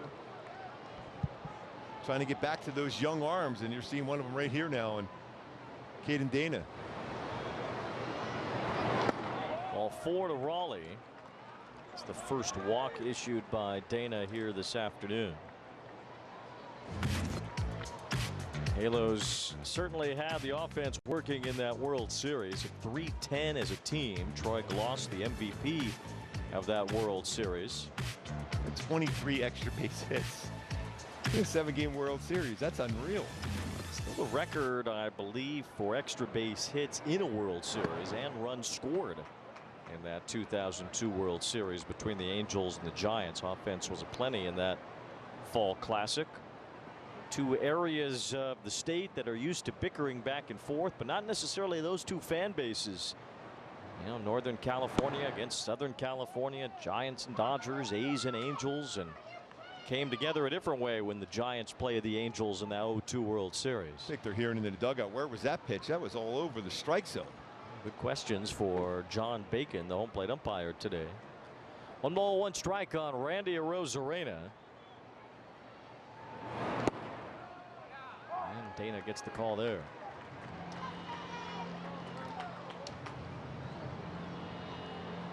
Dana's been pretty efficient with his pitch count so far. Just the one walk to Raley to start this inning.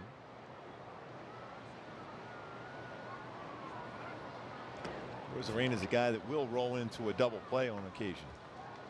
You know, he does have some pretty good speed.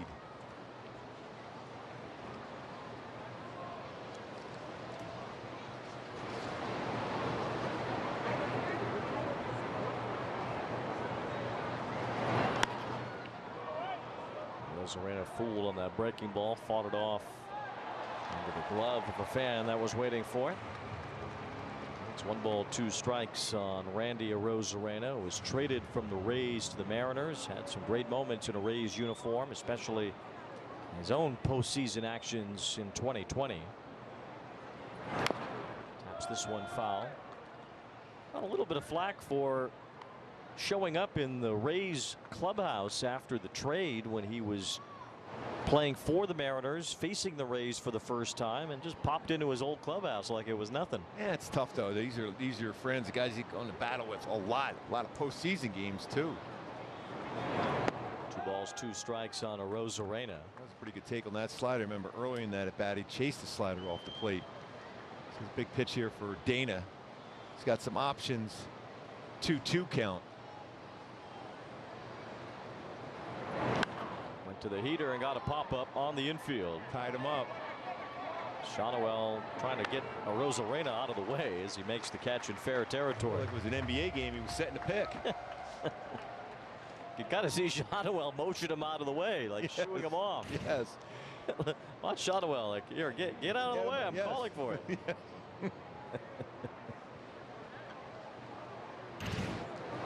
So 1 out, and the batter will be Jorge Polanco, bounced out to Drury his first time. Drury, as we speak, moving over into the exact position where Polanco hit it last time. The breaking ball there for a strike from Dana.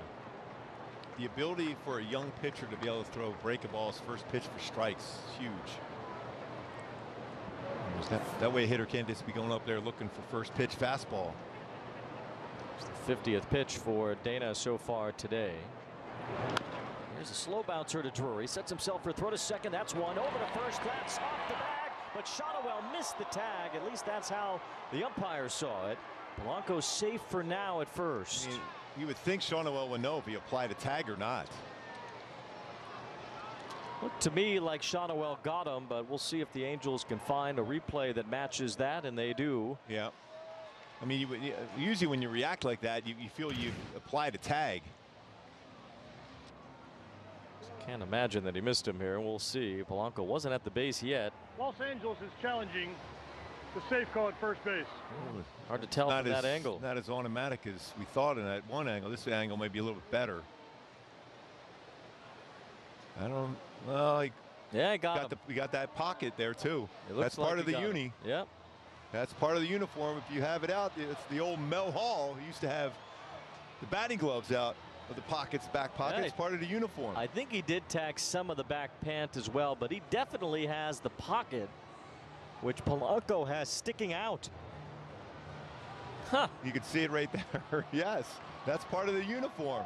That is unreal. So Polanco being a little sloppily dressed, having that back pocket sticking out, is likely going to cost him the final out of the inning, as long as the umpires see it the same way in Midtown Manhattan. Yeah, you would think so. Well, we've been there.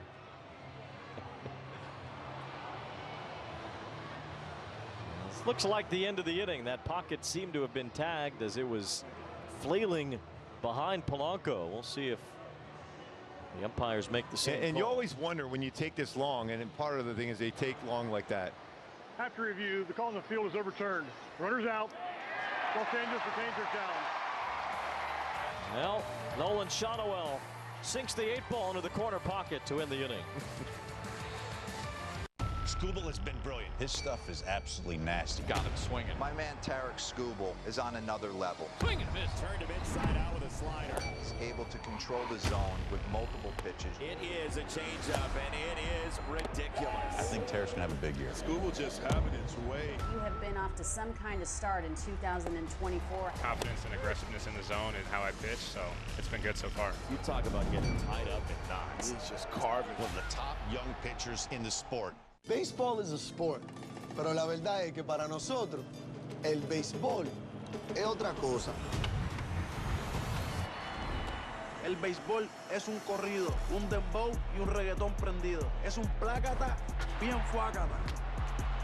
Eso es otra cosa. It's the Plátano power and the Arepa power. It's a familiar name and juniors who dare to dream big. El béisbol es otra cosa. Want to elevate game night? Turn on MLB Big Inning, a revolutionary way to see the biggest moments from every game, live and commercial-free. Find it on the MLB.tv home screen. MLB Big Inning on MLB Network and MLB.tv.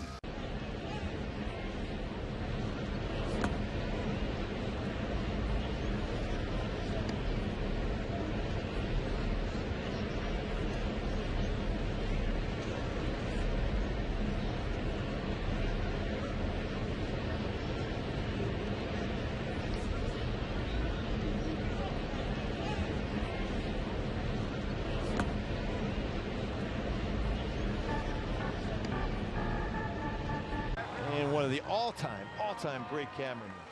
Dennis Shannon retiring after 13 years on the camera's family here today. Wife Diana, daughter Courtney, son-in-law Kyle, and granddaughter Harper at the ball game today.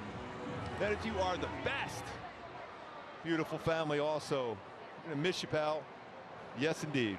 Lots of love. That kid is ready to go. Yes. Grandpa's retiring. It's hit the beach. Best, one of the best. Kevin Pillar leads off here in the bottom of the 4th inning against Bryce Miller.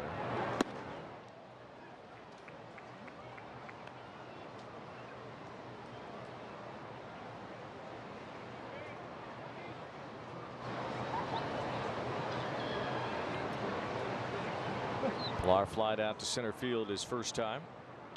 Yanks this one foul just past third. 1 ball, 1 strike. Caden Dana so far 4 innings. He's allowed 2 runs on 2 extra base hits, a double and a homer. He's walked 1, has struck out 1, double play ball to end the top of the 4th, and he's been pretty efficient with his pitch count. Yes, he has. Well pitched game here in a warm afternoon where the baseball has some carry to it. Bryce Miller has matched him so far, even a little bit better, giving up just the 1 run on 2 hits. Although 2 walks, 3 strikeouts, and Miller has not been as efficient with his pitch count as Dana has. Yeah, they've been doing a lot more stretching down in the bullpen for Seattle. 2 balls, 2 strikes on Pillar. Cardinals won in a rout against the Yankees today, 14-7. Jordan Walker had 5 hits and a home run today. Yeah, I just saw he's recalled again. Ton of talent. Good to see him have a game like that. St. Louis back above 500 with that win today. 2-2. Pillar lifts a fly ball to right center field.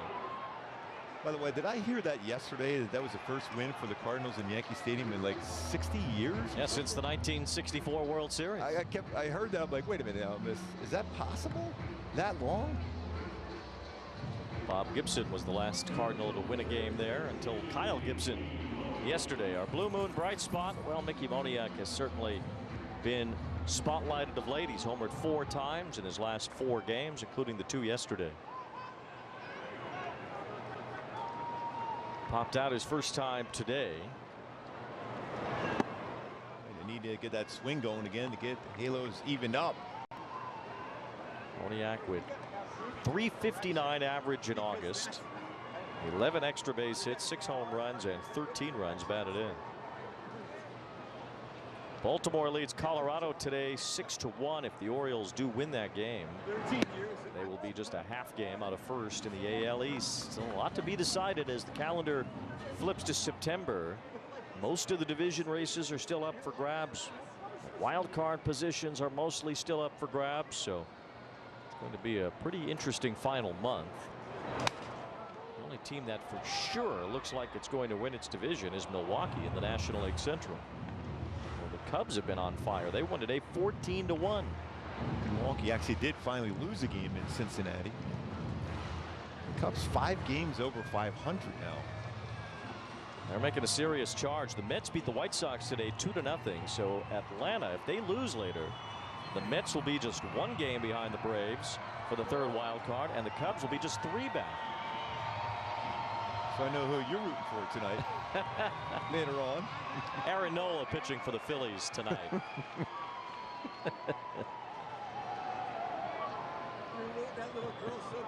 2 balls, 1 strike on Moniac. And there's ball 3. How about the White Sox? Their 107th loss today. That's 31 wins, 107 losses. That's just unreal.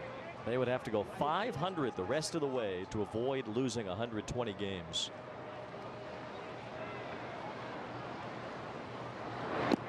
Moniac could not hold his swing. Would have been ball 4 had he been able to keep his bat out of the zone. It's pretty close to see if he went. He's committing to get a pitch to drive error. Looked like he went. 3 balls and 2 strikes.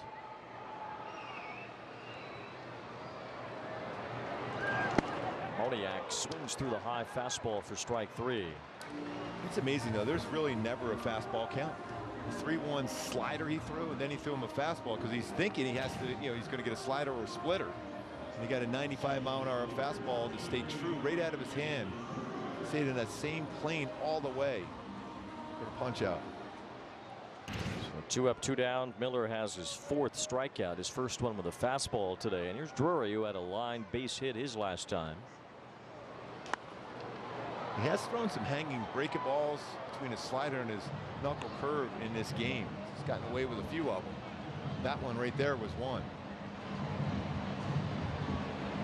White Sox actually come to Angel Stadium in a couple weeks. They've lost 10 in a row. If they keep losing at the rate they have since the All-Star break, they're 4-36 since the All-Star break. If they keep doing that, they might break the record here at Angel Stadium for the most losses in a season. Might not even make it to the final week. 0-1 on Drury. 1962 Mets feeling pretty good about themselves right now. No longer meet the Mets. No, they could probably beat the White Sox right now. The 1962 Mets. Wow. How about that? 1 ball, 1 strike on Drury. And it's ball 2 upstairs from Miller.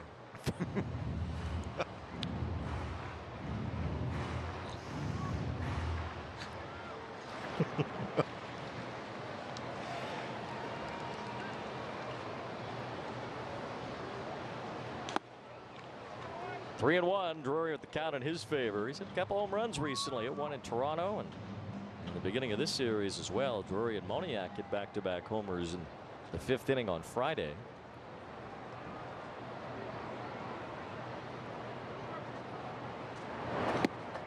There's ball 4, so Drury is on, and Matt Thaiss will have a chance with 2 outs. It's good to have Thaiss up in this spot because he has the ability to drive one out, especially on the first pitch. Instead of going to the inner half, turn on it, give the Halos the lead.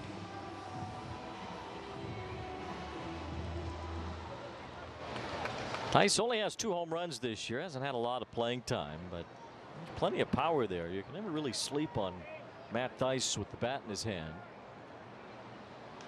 Pops this one up. And should reach the seats out of play. He's appearing in his 44th game today.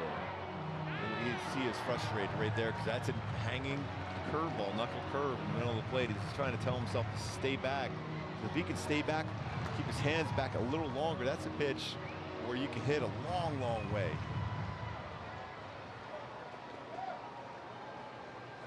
Thaiss has never really had any consistent playing time this year. Hoppy has been healthy the entire season and has caught most games. I'm sure there's an added difficulty there for Thaiss to keep a routine when you're not playing very much. Knowing his role, though, getting an opportunity when he gets it, put together some pretty good swings. He's done a nice job working with Caden Dana behind the plate today. Dana's been pretty smooth. Making his major league debut, he's allowed 2 runs, 2 hits in 4 innings. And looks like a big league pitcher. What else can you say? Caden Dana has come here as a 20-year-old and looked ready for the part. Nice, hits it hard on the ground. Blanco scoops that as the 4th inning comes to a close. With Home Chef, home cooking is so simple. You go from step 1 to done without the stress. Our all-in-one meal kits give you everything you need to make dinner deliciously easy.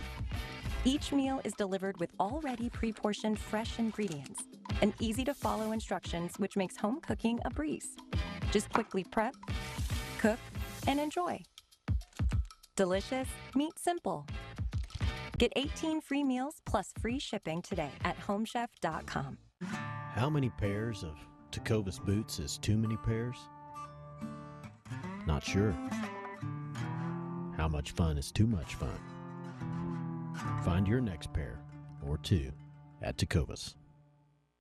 Ooh, that's a lovely view. What are you two looking at? Tip pick. What did you say? Tip pick. Tickets to the show with no hidden fees.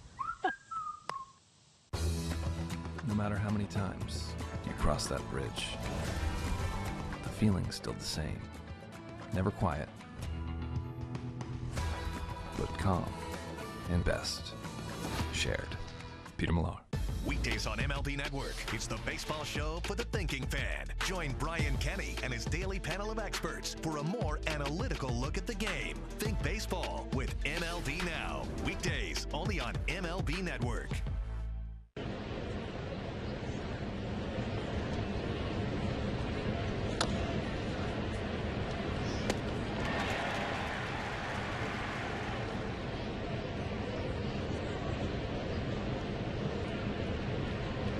Our T-Mobile coverage cam on Caden Dana and his big league debut today. So far, so good for Dana. Under control, first batter, fly ball out right away. He got his first punch out against Cal Raleigh. Show all that power that Raleigh has. 27 home runs. Punch out there. He's got some fair share of ground ball outs, including a double play turn behind him. Pretty efficient pitch count. This is a success story for the Angels player development staff and for the GM Perry Manassian, who drafted Dana. As Luke Raley is at the plate, couldn't hold his swing there. No balls and 2 strikes. Got a lot of homegrown players in there today. Raley can't believe that was called a strike on the swing. Well, he's asking, why didn't you ask for help down there? As a home plate umpire, you don't have to ask for help. Right. He said, I don't need it. He says, you went. And get back in the box, please. Thank you. Right. Try to bounce one again. Went to the high heater and Raley laid off. 1 ball, 2 strikes. Raley with a home run in the 2nd inning.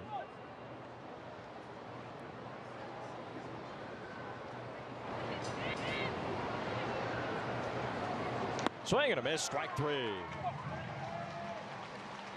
Still not real happy about that called swing early in the at bat. 2nd strikeout for Caden Dana. We've seen a pitch called a cutter a couple of times here today, and that was one to strike out Raley.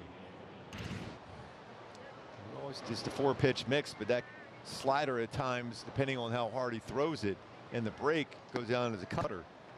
That big curveball as well. A lot of drop on that curveball ordinarily when it's right. Could get something along the lines of 5-6 feet of drop on that pitch. Man, that was a nasty slider to Haniger, maybe the best one we've seen today.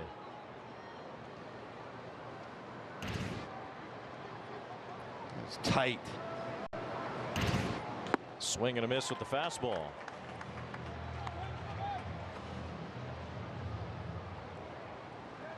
A lot of moxie to Caden Dana. He's a believer, confident in his abilities on the mound.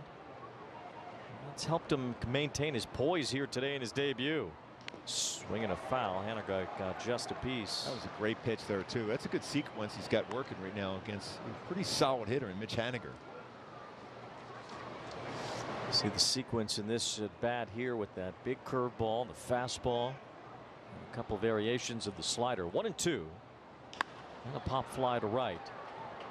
He's late on that fastball too because of his ability to throw a slider. 2 up, 2 down as Adell makes the catch. There's a lot to like here. Yes. The poise he has, his mechanics. And it was, we talked about that even in the beginning of the game about the concern about how many innings he's pitched already in his first real professional season, which he's thrown this much. He's got such solid mechanics. You feel pretty good about him getting quite a few more starts here in the end. Sounds like the Angels will use a 6-man rotation for the time being, with Canning staying in the rotation despite the additions of Aldegiri, Dana, and Reed Detmers.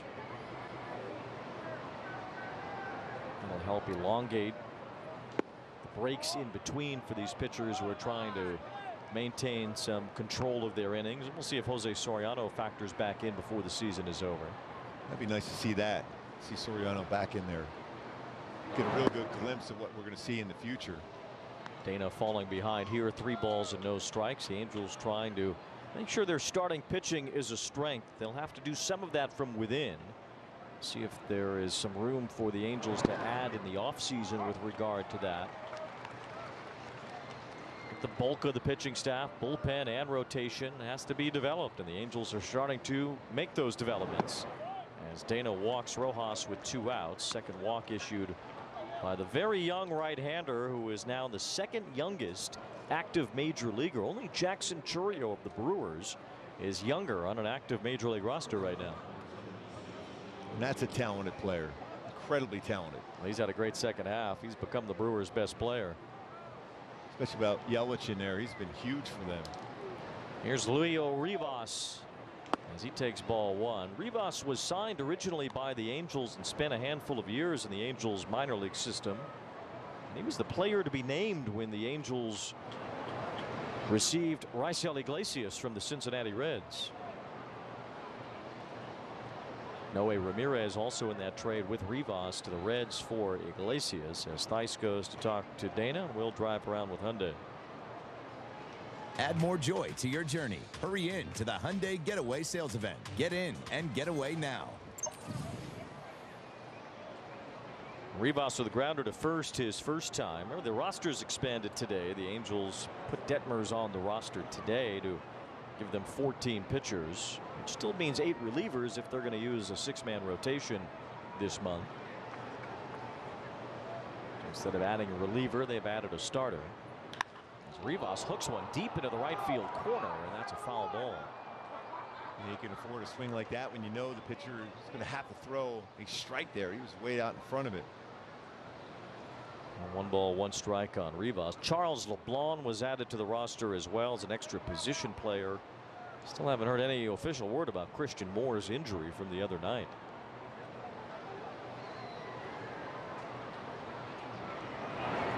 Two balls and a strike on Rivas. Big batter here now for Dana, especially at the top of the order coming up. Get that last out here. Give yourself a shot.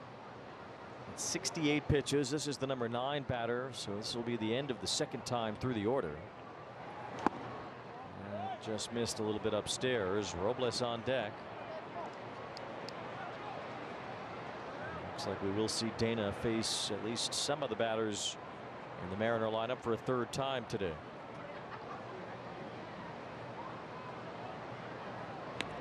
San Diego won. They beat the Rays 4-3. Jackson Merrill hit his 21st home run. What an incredible young player he is. It's going to be an interesting decision on who wins Rookie of the Year. Everyone was thinking it was Paul Skeens for sure, and he's been great. That is ball 4. So Rivas walks back-to-back 2-out walks. And it will be Victor Robles in a tense spot against Dana here. I see it. I was wondering if Ariana was going to make his way out here.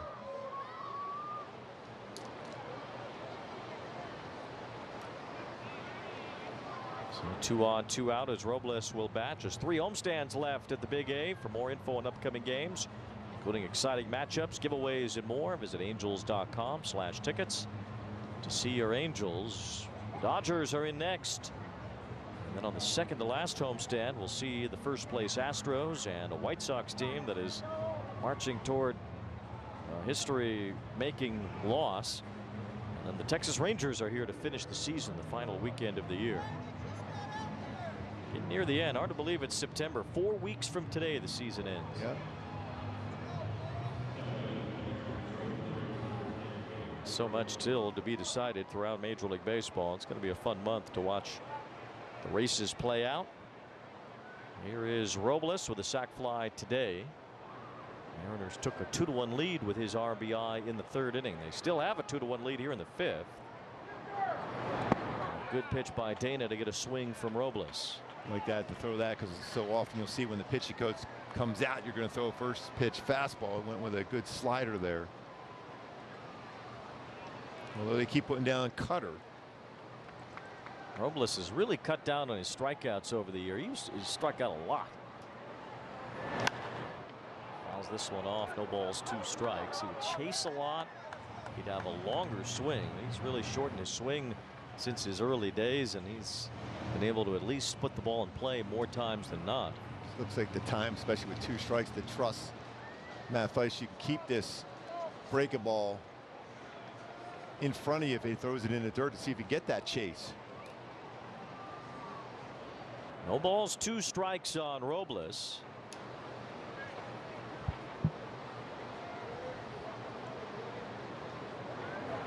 Check swing. Robles held up. Ball 1. Pretty close to get him to swing at that one too. That's real close. But he's able to hold up on it.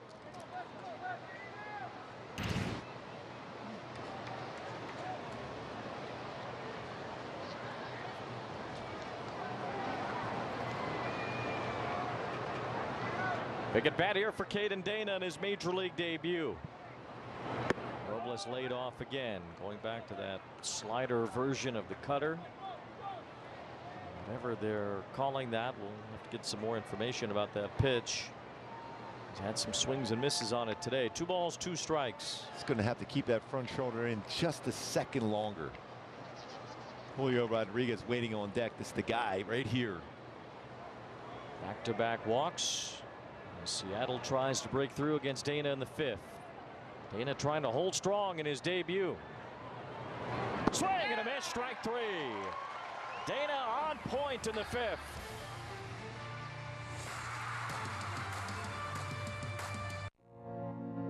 I'm Livy Dunn, All-American gymnast and Viore athlete. When you travel and train as much as I do, you find happiness where you are. On the mat or on the sand, movement and comfort are essential.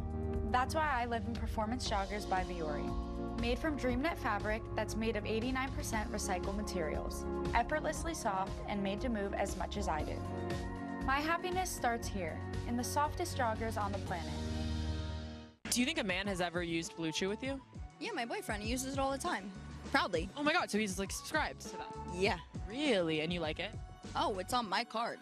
Babe, really? Girl, I have needs. What do you mean, really? So you pay for his Blue Chew? It's like an investment in myself. See, so you're just supporting him. Of course. And in turn, he's supporting you. He's taking care of me, if you know what I mean. Oh, I like that. Okay. If we weren't proud of the craftsmanship and level of detail that go into every pair of Warby Parker glasses, well, we probably wouldn't show you how they're made, including this part, which is our favorite. Wow. And this is also great. Each pair comes standard with lenses that are scratch resistant, anti-reflective, and UV protective. Try 5 pairs for free at warbyparker.com. Stepping to the plate, PJ Morlando. I believe this is where it all began. And this is the sweetest sound in the world. I believe passion doesn't come without pain. Question is, does he have... Home Depot's getting it done as the Angels had multi-home run games from 2 outfielders last night for only the 3rd time in franchise history. Hall of Famer Dave Winfield with Dante Bichette, a young Dante Bichette in 1990. Garrett Anderson, Jeff Devannon in Puerto Rico in 2003. Adell and Moniac last night as Adell leads off the 5th here. And hits one to the left side, caught on the fly by Rojas for the out. get some kind of offense going against Miller. All offense so far really has been the guy coming to the plate. Keep that team together with multi-home run games for an outfielder. At the very least, you'll have some access to the Mariner bullpen today fairly early. Looks like they're getting up, starting to stretch out at least now. Miller's already thrown 78 pitches and he's yet to get through the 5th. Here's Taylor Ward, who did homer to start this game. The Angels have not scored since. Ball 1 to Ward.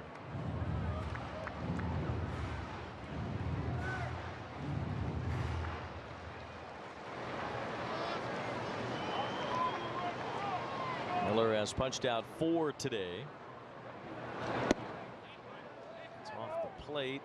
Ward held his swing. 2 balls, no strikes. They got a break on that one. It looked like, even from our angle, it looked like he might have went, but take that now in a good count. Sit on a pitch.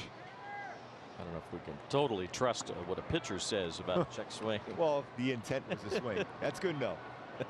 Hey, you looked at the ball. That's a strike. Yes, that's a strike. Swing there fully by Ward as he missed. 2-1.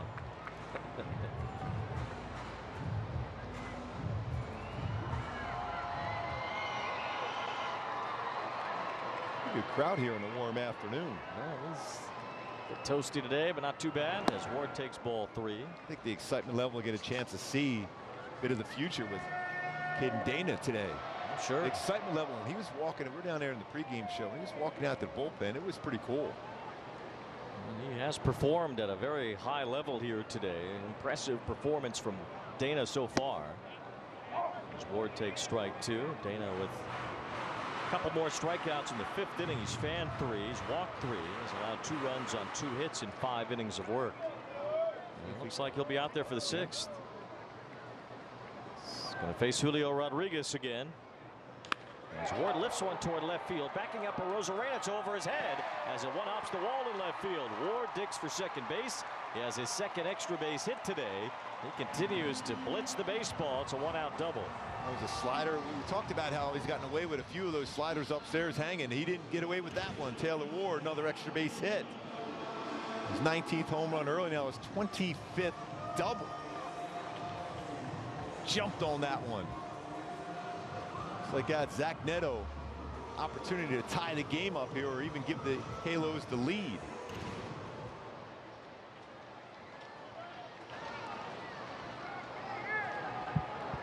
A lot of his damage done on the first pitch for Netto.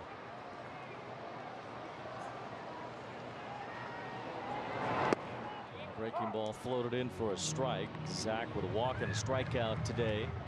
Back in the lineup after being pulled from yesterday's game. Around Washington, describing a lack of focus on the field for Netto. It's a rough couple of days defensively for Zack. He gets hit by a pitch here as the splitter jumped inside. So Netto is on base behind Ward, and now 2 on for the Angels.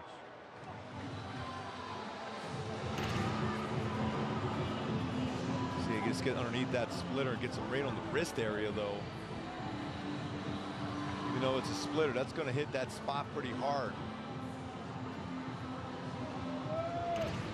Seattle's pitching coach heads to the mound as Pete Woodworth will have a discussion with Miller here. A lot of pitches. Miller 86 pitches in 4 1/3 innings. So it's been labor filled on this Labor Day weekend for Bryce Miller. Trent Thornton is up in the Mariners bullpen as Miller nears the end of his day. So with 2 on, we'll pause. Here's Jack in the Box. I invited Deadpool and Wolverine over to whip up some mini Jimmy Bang Bags. That was a mistake. Welcome to Jack in the Box. Miller's had a couple of starts like this one lately. He threw 92 pitches in 4 innings against the Dodgers on August 20th, and he threw 84 pitches in 4 1/3 against the Phillies on August 3rd. He's thrown 86 in 4 1/3 innings today. But that's the 13th time Netto has been hit this season with a pitch. 2 on. Shonowell's the batter. Ward with a 1-out double. Netto hit by a pitch. Netto got hit a lot by pitches last year too. Shonowell takes a big curveball for a strike. Been a lot of offense so far today. Angels have 3 hits. Seattle just 2. He's got to Think about that back pick too by Raley over to first base with the big lead that Netto has at first.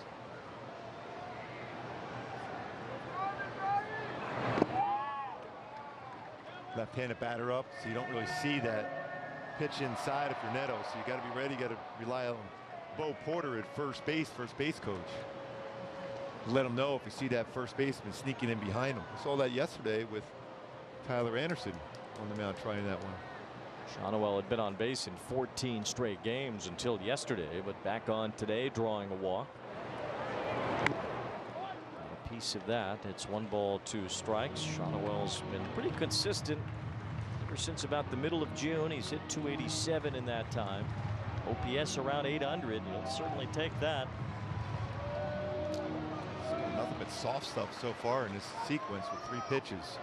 A couple of curveballs and a splitter. 1 ball, 2 strikes. There's a fly ball to right center field. Rodriguez gets over to make the play. Ward tagging. He will make his way toward third. Rodriguez with the throw in. Now the back throw to second is not in time as Netto was able to make it. That one almost jumped into the outfield.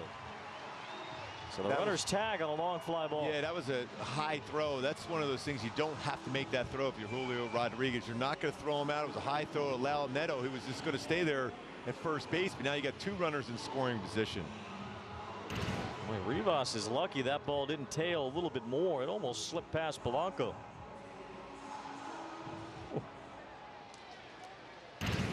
And we know the catcher's throw towards the slide of the runner, not the infielder at it. So now base hit could give the Angels the lead. Runners on second and third for Anthony Rendon. And he lines one. It is off the glove of Rivas into left center field. Ward scores. So does Netto, and the Angels are in front 3-2. Boy, and because the runner was able to go and Zack Netto to go to second base, 2 runs score off the ball, off the glove of Rivas. 2 RBI single for Anthony Rendon. Give him 11 RBIs. That's 101 off the bat. And that throw, high throw, allowed Netto to go to the scoring position. Now the go-ahead run. And Dan Wilson will pull his pitcher. Miller cannot make it through the 5th inning. And keep in mind, a day off for J.P. Crawford. Well, maybe Crawford makes that play. Rivas doesn't. And the Angels have the lead here in the 5th. Kyle just made a decision that would change his whole world.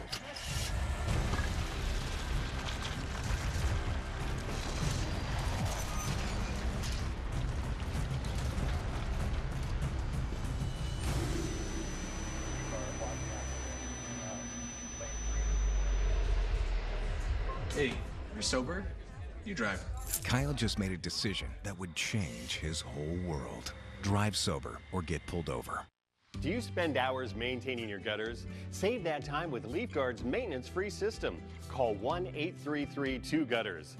Mesh filters sit on top of your gutters, building up debris and eventually clogging. Then they need to be cleaned too. Honestly, your home should have been built with LeafGuard gutters. LeafGuard's wraparound hood deflects debris and keeps water away from your home. The one-piece seamless system is strong, 20% thicker than average and built to last. Plus, LeafGuard is guaranteed to never clog for as long as you own your home. Right now, get a complete LeafGuard system for only $99 down, $99 a month, and $99 installation. You'll also receive a $100 Visa gift card with a free gutter inspection and in-home estimate. Damage from clogged gutters can cost you thousands. Never worry about clogged gutters again. Don't wait, you've still got time. Call 1-833-2-GUTTERS today. That's 1-833-2-GUTTERS. On September 1st, MLB, together with the Angels and fans, join the fight against childhood cancer. We celebrate childhood cancer survivors and recognize all those undergoing treatment. To learn more, go to MLBtogether.com.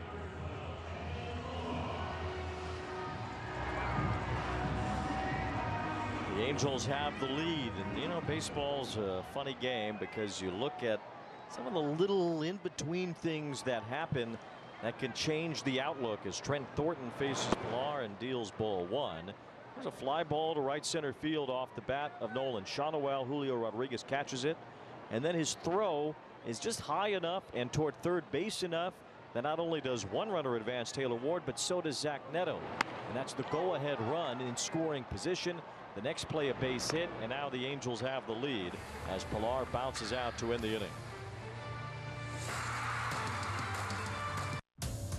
Want to elevate game night? Turn on MLB Big Inning, a revolutionary way to see the biggest moments from every game, live and commercial-free. There it is! A 40-70 season! Find MLB Big Inning on the MLB.tv home screen. Then watch baseball's mega stars in the moments that matter most. It's a whole new ball game when the action comes to you. Game over! MLB Big Inning, live every game night on MLB.tv. Weekdays on MLB Network. Join the conversation with Kevin Millar, along with Sierra Santos and fellow World Series champion Ryan Dempster on the most unpredictable baseball show on TV. Intentional Talk. Weekdays only on MLB Network.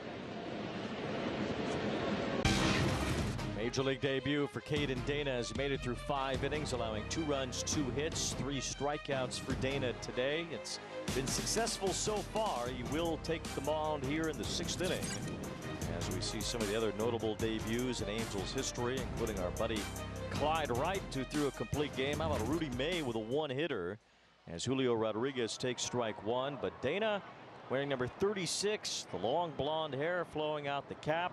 And it's hard not to think about Jared Weaver on this day where Dana makes his big league debut. Oh, for sure. And you know, Weave's watching this one, pulling for Dana today. Think about the 3 best pitchers in Angels history. You have one that they picked up in a trade, traded the first face of their franchise, Jim Fregosi, to get Nolan Ryan. You think about a homegrown lefty named Chuck Finley. And you think about a homegrown right-hander named Jared Weaver. Yes. And as Dana puts on that number 36, well, you hope that ultimately he can join that group someday as Rodriguez takes strike 2 on a blazing fastball over the outside corner. And painting the fastball too. He's not 99 to 100, but he can paint his fastball. Rodriguez lays off, and it's 2 balls, 2 strikes. Julio has hurt the Angels this year, but he's 0 for 2 against Dana today. That was a pretty good take too, especially after you paint a fastball away. Even though it's a little off the plate, sometimes you'll get a chase. Fly ball hit well to left. Moving after it is Pilar, going toward the line. Long run in the corner, makes the catch. He's got it in on him enough. A little cutter. Now maybe it is a cutter there, not a slider. A little flatter on there, not a lot of spin to it. That'd be a 5th offering then. That's impressive. I was happy to take 2 pitches out there at 21. Nice play by Pilar. 1 out. Here's Cal Raleigh. Tremendous power here as Raleigh takes ball 1. He's been quiet in this series, but you can't ignore that he's hit 27 home runs this year. He is 0 for 11 throughout these 3 games. So he looks at the strike, and it's 1 ball, 1 strike. Dana still has a lot of life on his fastball here in the 6th inning. And nobody even up in the bullpen behind him yet. He's pitching with the lead here. We mentioned earlier he has often gone deep into games for AA Rocket City. Worked 135 innings there. 6 in his last start, but 8 the outing before that. Wave and a miss. That's a good slider there. After he was a cutter to 1 before, this slider had some depth to it. Way out in front. Have to find out the true differences in those two deliveries. They are different. 2 balls and 2 strikes on Cal Raleigh. Slapped foul. Mariners trying to cut down their strikeouts. They have fanned 3 times today. 6 yesterday and 7 on Friday. So not the usual big numbers in strikeouts this series. Raleigh able to make some contact there on a good pitch. Good spot too. One thing we've seen from Cal Raleigh, he will chase below the strike zone. He's a good low ball hitter, so that means if you can get him to chase below, you got a shot. Full count. Drop a change up on him.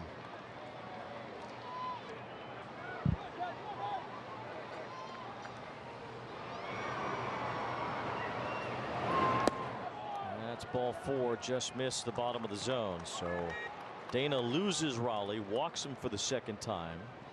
It is the 4th walk of the day for Caden Dana, who walked only that many once in a game in the minor leagues this year, June 30th in Chattanooga.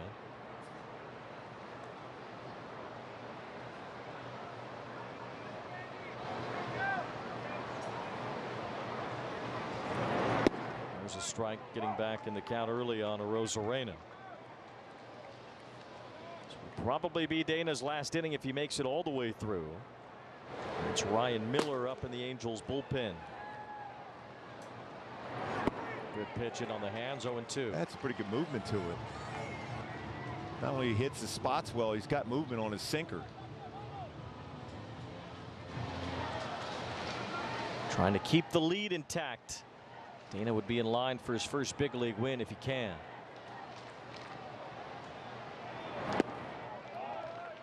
Mariners have done a pretty impressive job laying off some of these tougher sliders. Yeah, I mean they're pretty sharp break to it too, especially when you got a pitcher out there painting corners with fastballs.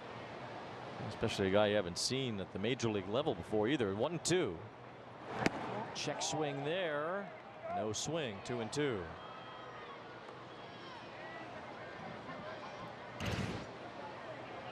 He had the momentum going and he held up on that. It's pretty strong to be able to not go for that one. Pretty close pitch too. Arozarena 0 for 2 today. Now a full count. Don't think take a shot at going here, especially how many times Arozarena has struck out this season. Over 130. 3 balls, 2 strikes. Raleigh not running. And that's in there. Strike 3 call. Got a break on that one. Little backdoor cutter, backup cutter.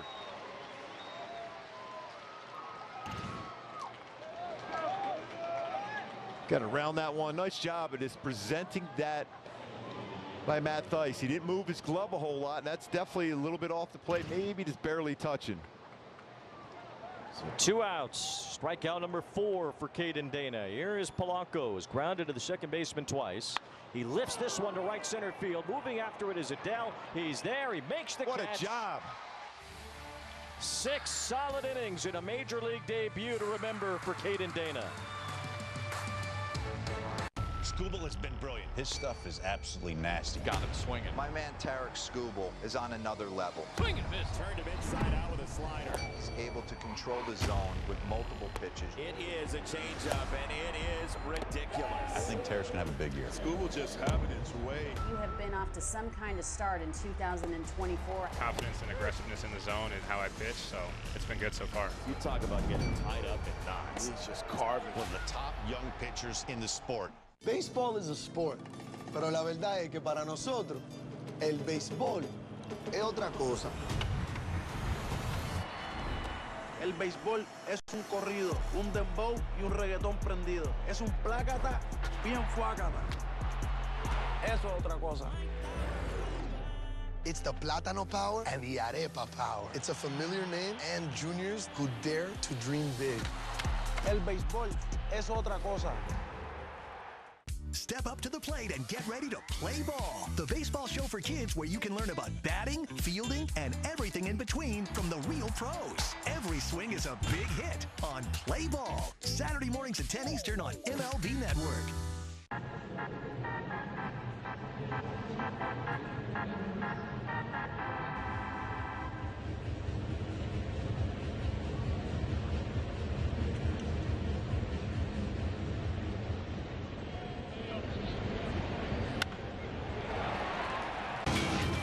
spot to remember for Caden Dana, with the Angel faithful giving him a standing ovation following 6 strong innings here in his big league debut.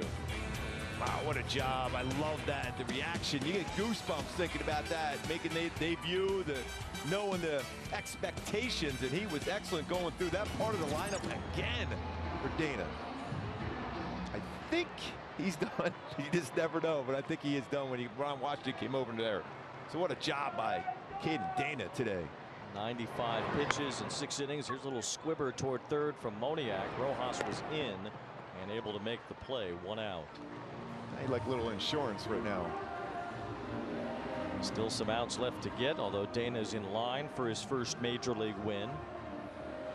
But everything we expected to see from Caden Dana, I think we saw that and then some. Yeah, I just have to be extra impressed by his poise. Yeah, I mean, even after giving up the home run, he went right back and got a ground ball right away.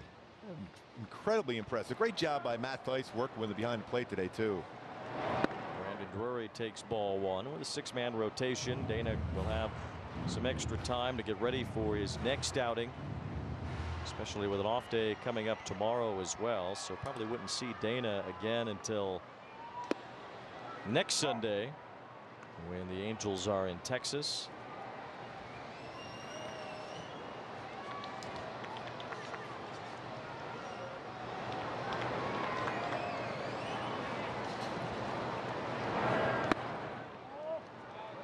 Balls and a strike on Drury. That's a pretty good pitch to the upper part of the strike zone.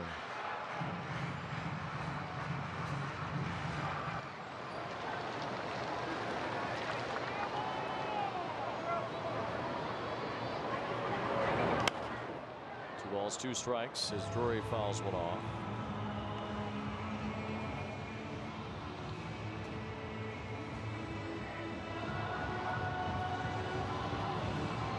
Drury has singled and walked today. Bryce Miller only went 4 2/3 innings, allowed 3 runs, 4 hits. High pitch count for Miller today backed him up. A big hit from Anthony Rendon, a 2-run single off the glove of Leo Rivas. Brought home Ward and Netto. Drury is punched out. 2 up, 2 down. Experience Angels baseball with the Coca-Cola Friends and Family Fun Pack. For only $44, get 4 tickets, 4 hot dogs, and 4 soft drinks. For more information regarding the Coca-Cola Friends and Family Fun Pack, visit angels.com/fun pack. Moniac the Maniac. That's from, I think that's Patrick O'Neill's family. Good friend. He is a Moniac. Would that be his 1980s WWF name, Moniac the Maniac? Could be.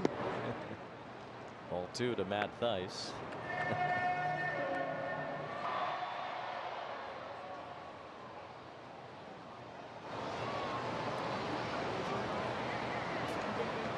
Moniac 0 for 3 today after his walk-off home run last night. Still maintain that Moniac and Ward should get credit for back-to-back homers after a walk-off last night, a leadoff homer today. I'm for that. Yeah. We're just trying to make sense here. Believe it or not. I was going to say, it's not the easiest thing for us to do. I thought that was ball 4. It was not. 3-1 the count. Braves and Phillies will start in about an hour or so. Big game for Atlanta after the Mets and Cubs both won today. I think Bryce is just setting him up there, acting like he was all right with the walk. He just wants a pitch to drive now. Arinola will face Spencer Schwellenbach today. 3 balls, 1 strike. Price did have a big cut, 3-2. Thornton was pretty firm. That was a 96-mile-an-hour fastball. It's 91, 96. He'll throw a cutter. He's got a curveball and a changeup.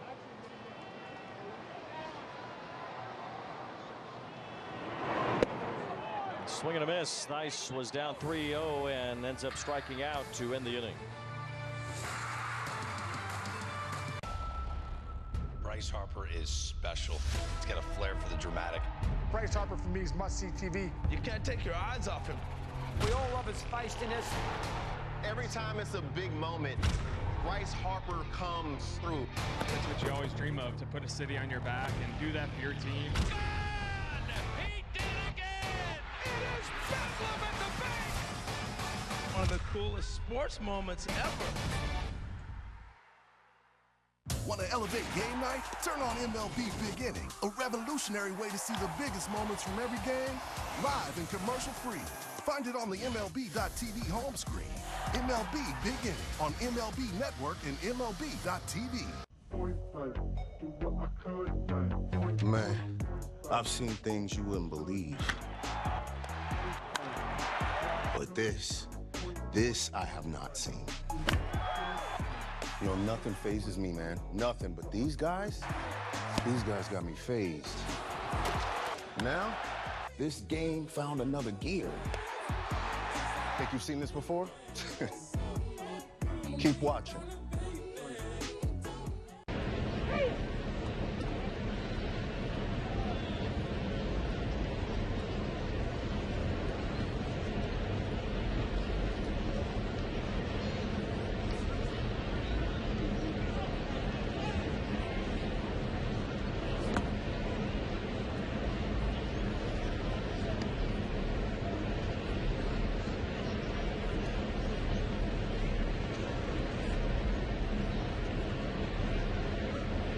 Caden Dana, impressive in his MLB debut, wearing number 36. Had to work to get his first major league punch out. He's got Raley fastball inside. He's worked some ground ball action. He's got his guys on their toes today. Very, very impressive. Running a fastball upstairs. That slider was sharp. 4 punch outs in the game. And overall, just an outstanding performance. Ron Washington loving that. Same thing with Matt Theis, going 6 innings. There's 2 hits, 2 earned runs, 13 swing and misses, 4 on the 4-seamer, 3 on the cutter, 3 slider, 1 changeup, 1 curveball, 1 slider. Tell you what, 5 pitches, that's impressive for any pitcher, especially one that's just 20 years old in his debut in the show. Certainly was a good performance from Caden Dana today, going 6 innings, allowing just 2 hits. As Luke Raley pops one up here against Ryan Miller, and Netto makes the catch. So 1 out. We'll see if the Angels can hold it for Dana to get his first major league win. Either way, we're comfortable making him our Toyota player of the game. No question. Outstanding job. 95 pitches, 13 swing and misses, 4 strikeouts, his 2 hits allowed. His debut here in an afternoon game. Sure, everything the Angels could have wanted to see, they saw today from Dana. He'll be given every opportunity to win a spot in spring training next year. How about the young kids here? Ryan Miller. No shortage of youth right now on this roster. Forget if they have a lead in the 9th inning. We'll see Ben Joyce. Yes. Said he feels good. He's ready to go today. After picking up that W last night. 13 swings and misses today for Dana. Impressive pitch mix. Saw Dana throw about 52% fastballs, 27% sliders, but also mixing in the cutter, the curve, and the changeup. Didn't even know he had a cutter, so that was news to us. Didn't even see him throw any of those in spring training. Watch a number of those bullpen sessions. Just watching him even in spring training, and I would, set up like, okay, 2-1 breaking ball or an 0-2 breaking ball, and he knew exactly what he wanted to do. I remember talking to Barry Enright. I go, wow, he knows what he's doing already. Speaking of know what you're doing, Miller. Miller's had a good year at AAA and getting some big league opportunities here as well. 2 up, 2 down. He had some ride on his fastball upstairs. Hides the baseball well. Gets it by Haniger. 2 up, 2 down for Miller. Josh Rojas lines it over the head of Drury, a base hit. He's down in front on that one, just placed it perfectly. Rojas has been on base 3 times today. It's not exactly how hard you hit the baseball, it's where you hit it. That was 77 miles per hour exit velocity. You placed it perfectly. You wonder if he would take a shot at trying to steal a base now. He's got 8 stolen bases, but caught 4 times.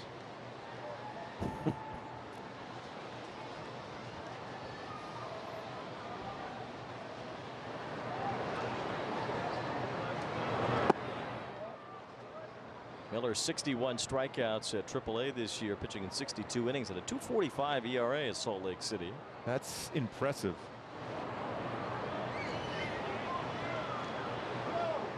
Very confident right-hander on the mound against Rivas.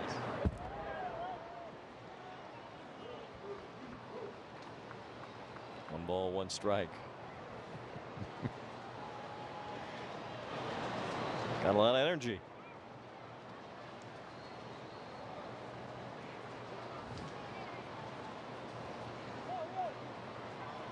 Rivas 0 for 1 with a walk. He is grounded out. Popped up. Out of play. 0-2. 1-2 rather on Leo Rivas. Ryan Miller went to the same college in Florida that Ron Washington attended when he was in the Royals Academy. He's going to school, State College of Florida.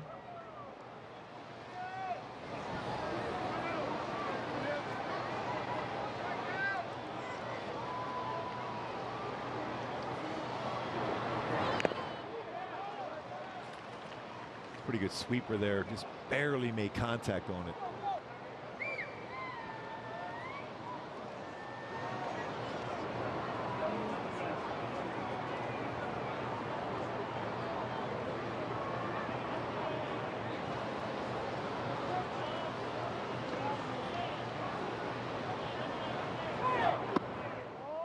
Two strikes. Trying to backdoor that sweeper. A number of big leaguers went to that college, including Glenn Davis, who had a really solid career. Yeah, he was came up through the Astros organization and then over to Baltimore. I say the problem for Glenn Davis was he was the Astros first baseman before Jeff Bagwell. He kind of gets lost in the mix because of that. 2 balls, 2 strikes. Joe Mays, who pitched in the big leagues for a while, went to that school. Of course, Ron Washington. Brock Burke warming up now for the Halos in the bullpen. Your buddy Jody Reed went there too. 2 balls, 2 strikes. Runner going. Check swing, throw to second by Theis. A good one. It is not in time. A stolen base. Both Shawnuel and Netto are both pointing in. Oh, I thought he got his hand in there myself. Good throw by Theis. Would have been a hair late, and the Angels will not challenge. I think if you go right down right away to look at the check swing, that was a huge lead, by the way. Tried to get that quick tag on the back leg. You see the hand in.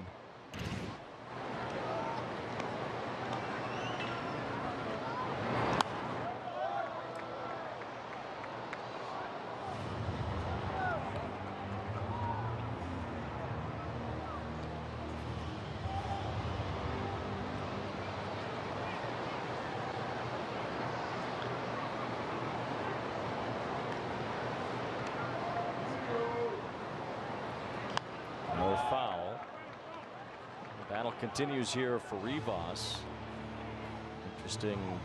It's still Rivas here. J.P. Crawford on the bench today. He has not had a hit yet since coming off the IL. So Dan Wilson sticking with Rivas with the tying run at second base. And another foul. So Rivas continues to battle.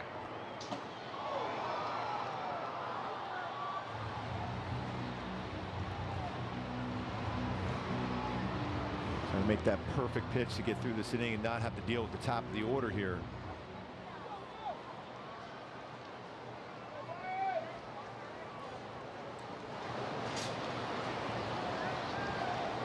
Three and 2. And it's in there. Strike 3. Little backdoor upper quadrant slider. A good inning for Miller, holding a 1-run lead. Bryce Harper is special. He's got a flair for the dramatic. Bryce Harper for me is must-see TV. You can't take your eyes off him. We all love his feistiness. Every time it's a big moment, Bryce Harper comes through. That's what you always dream of, to put a city on your back and do that for your team. He did it again! It is Bedlam at the bank! One of the coolest sports moments ever. Step up to the plate and get ready to play ball. The baseball show for kids where you can learn about batting, fielding, and everything in between from the real pros. Every swing is a big hit on Play Ball. Saturday mornings at 10 Eastern on MLB Network. Baseball is a sport, pero la verdad es que para nosotros, el béisbol es otra cosa. El béisbol es un corrido, un dembow y un reggaetón prendido. Es un plácata bien fuácata. Eso es otra cosa. It's the Plátano power and the Arepa power. It's a familiar name and juniors who dare to dream big. El béisbol es otra cosa.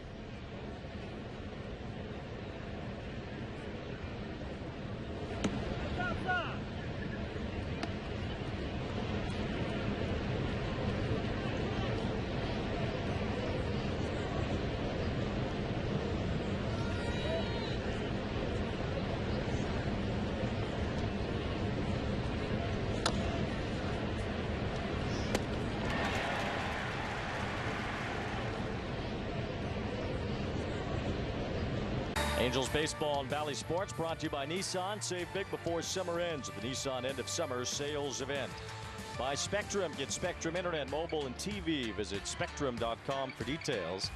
By Jack in the Box. Mini Chimmy Bang Bangs? Yes, Mini Chimmy Bang Bangs. And by Morongo. What a job by Caden Dana. By the way, I'm getting a little text from CJ Nikowski. He went to Don Bosco Prep. I have that in my notes. He did go there. Yes, CJ. he's saying, you know, he's already better than he was. Which is impressive because CJ had a solid career himself at the major league level, but says he was really impressed watching Dana throw today and super proud of him.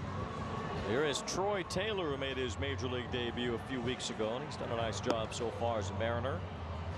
He replaces Trent Thornton, who retired all 4 batters that he faced, striking out 2 of them. Taylor will face Joe Adell to begin the bottom of the 7th. The Angels trying to win this series. They've already won the season series against Seattle. The Angels have gone 7-5 against the Mariners this year. They won 6 in a row at one point against the Mariners.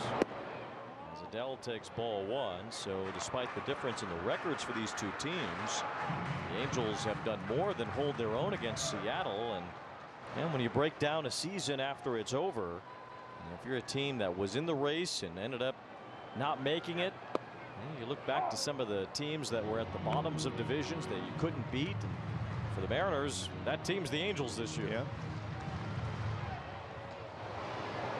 Joe Adell can give that extra run lead here with one swing of the bat. He's going to see a lot of breakables. Houston already won today. They've been just ripping through everyone lately. They swept the Royals this weekend. Kansas City has suddenly hit a rock after the injury to Pasquantino. Things have changed pretty swiftly there. Houston topped Kansas City today by a score of 7-2. Yeah, they were tied with the Guardians in that division. Now they're both, between them and Minnesota, both 3.5 back behind the Guardians. The Royals haven't won a game since they tied Cleveland. They made it to a first place tie earlier in the week. And since then, they've hit the skids. They've lost 5 straight. Minnesota did win today. So now the Twins and Royals have the same record, holding the 2nd and 3rd wild card spots in the American League. Boston lost again today to the Tigers. Tigers now 2 games over 500. Yeah, the Tigers are right there. 3 balls, 2 strikes on Adell. Missed ball 4, so a leadoff walk.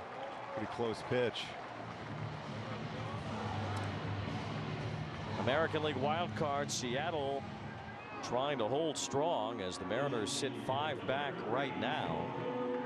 The Red Sox are 4.5 back, and Detroit also 5 games out behind both Minnesota and Kansas City. So still a little bit of distance for the Twins and Royals, but it'll start to get closer if those teams continue to lose like they have been lately. Strike to Ward. Joe Adell, pretty good sized lead. Reporter over there quickly to give him some information what he's seeing from the pitcher on the mound. It's pretty quick to the plate. So Baltimore, the first wild card holder in the American League, they're only a half game now behind the Yankees for first in the AL East. It'll be a really wild September for these playoff spots to get sorted out. 1 to Ward, who has 2 more hits today and 2 runs scored. He's got his batting average now over 240 at 241. 46 extra base hits on the season now. That is on the outside corner. Wow. Wow. At least maybe on the corner of the corner. That is the lonely man there on the corner there. Yes, that was off the plate. Sometimes the TV box doesn't tell the whole story, but in this case, it shows it on that box. That was well off the plate. Second strikeout for Ward today. He's 2 for 4. That is a ball to Zack Netto.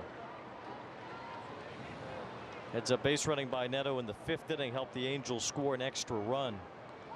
Actually, the go-ahead run, it's still up there now. Adell getting a little bit bigger lead. 15 stolen bases. Caught 10 times. He does have a chance for a 2020 year with a handful more of steals. Pretty short lead right now.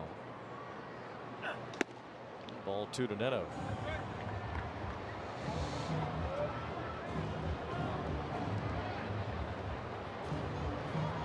Netto could put a charge into a fastball here. 2-0.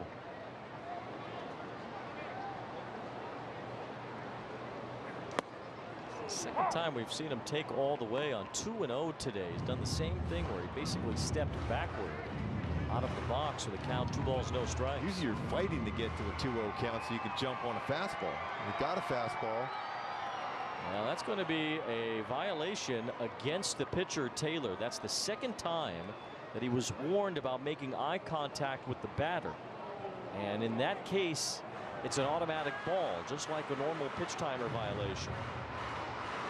So the count is now 3 balls and a strike on Netto.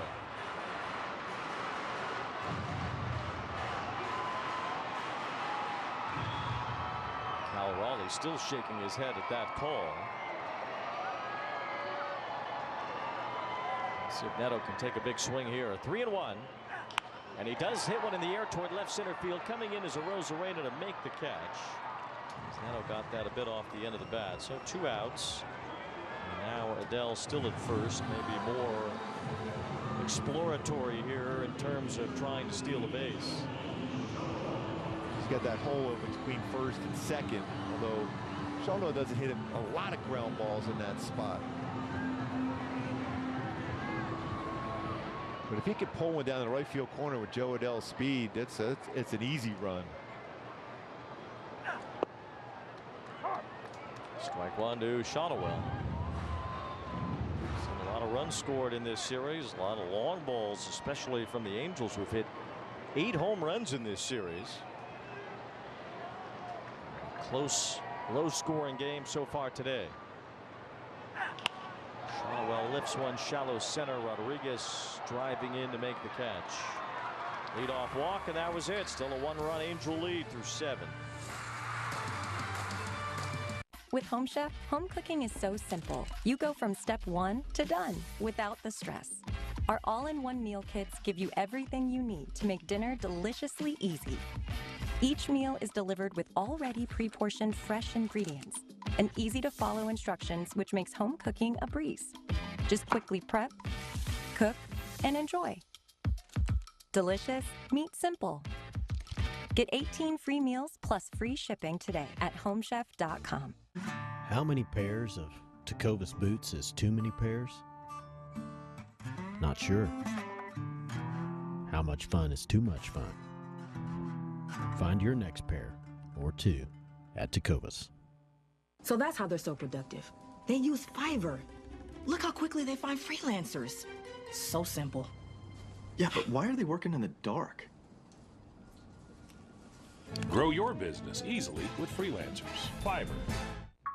Learning to invest with Greenlight has really paid off. Huh. Reminds me of how I learned about investing.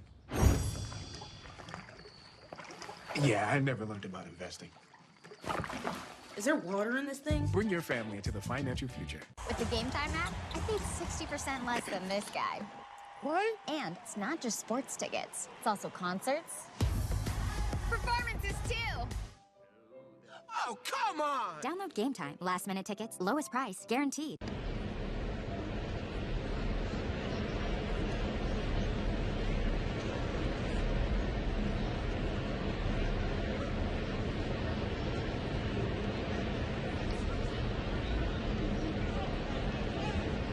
It's Ducks Night at the Big A, Friday, September 13th. Join us for fun, themed in-game entertainment. And a special co-branded Angels and Ducks hat giveaway.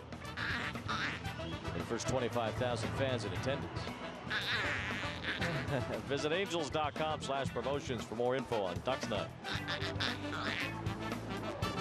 Wonderful. There's a strike from Brock Burke, who was in the game. He has been outstanding since joining the Angels. Last 4 games, he has struck out 9.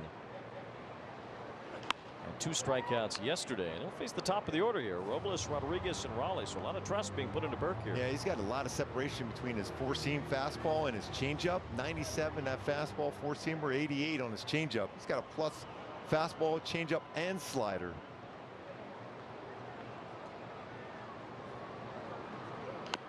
Little bouncer back to the mound as Burke handles it and lobs it over there just in time to retire Robles. That was a good changeup too. So 1 out, and that'll bring up Julio, who's 0 for 3 today. Got to that baseball well, didn't get quite the grip on it, so he threw a changeup over there. Just gets it by a stride. Rodriguez has flied out twice. He's grounded out.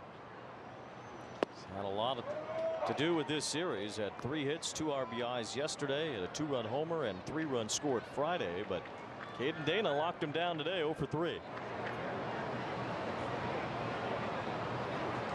To one pitch, I remember at shaking the head by Julio Rodriguez saying that was a good pitch. And he's respect for the youngster, an outstanding player. And Julio Rodriguez.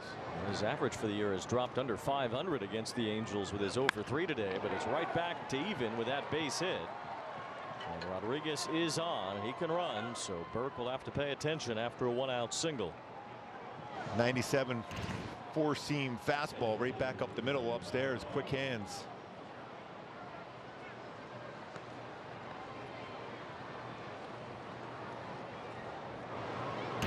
Brings up Cal Raleigh, who turns around a bat right-handed, which typically has been his weaker side, but not this year. He's hit 11 home runs right-handed. Still a good double play target if he hits one on the ground. He golfs after that. No balls and a strike. Brock Burke in his career has allowed 5 stolen bases. 3 have been caught. This 1 stolen base and attempt against him this season. Don't forget he was a Texas Ranger, so in this division he has faced these guys quite a bit. And Raleigh 0 for 4 against him lifetime. Rodriguez, though, had been 0 for 6 until that single. Cued foul, and it's 0-2 on Raleigh. That changeup is a real good pitch, effective pitch against Raleigh from Burke. I've not seen Justin Turner today. Rosarena is on deck, though. No opportunity for Turner here against the lefty. It's not yet. No balls, 2 strikes on Raleigh. That one way outside. I imagine Ben Joyce will be available through 15 pitches last night. He's kind of moving around already. He's starting to move around in the Angels bullpen. Yeah, he said he was ready to go today. He felt good, real good. 1 ball, 2 strikes. Swing and a miss. Strike 3. Good changeup to punch out Raley. Yeah, he threw 3 really good changeups in that at bat. And that one off the plate. It was elevated a little bit higher, but it was off the plate. Missed it by quite a bit.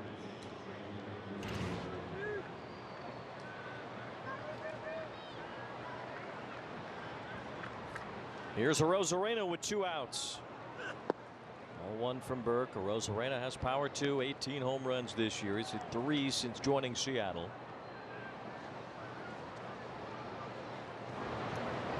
A very slow start to the year. His numbers have come up since about the beginning of June. Took him a while to get going. Runner is going. Throw to second by Theis. It is not in time. Thought maybe Rodriguez almost slid off the base there, but Drury. Well, he had a huge jump. It was a pretty tough catch and throw too, especially when the batter's leaning out over to slight hesitation by Matt Theis because of that. 19th stolen base. Good tag. They're check. They're gonna. Well, there is a moment there. He stays on the bag at the end, but there is a moment there. Los Angeles is challenging the safe call at second base, where his hand comes off and he might not be connected otherwise. So there's a tag. His hand comes off there and the foot then slides in at the end. So I don't know. We'll have to see from that other angle. This is another look at it. There is a that's going to be a tough one. His hand is off the base while the tag was on his thigh. It's hard to tell when that foot came on in relation to when the hand came off.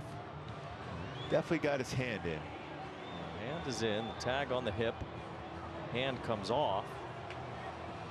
If he keeps it on all the way through, then maybe. The angle from the third base side where you can really tell the most on this play, as you can see in the replay review room in Manhattan, how they are dissecting this play. Angels use their challenge on it. We'll see if it pays off. This is the look from the third base side. So the hand is in, the tag there, and I don't know if the tag is still on when Rodriguez's hand comes off. That's the question. After review, the call in the field stands. Runners safe. Los Angeles loses their challenge for the remainder of the game. And there was no real way to tell, as Julio thanks the Stars for his 19th stolen base of the year.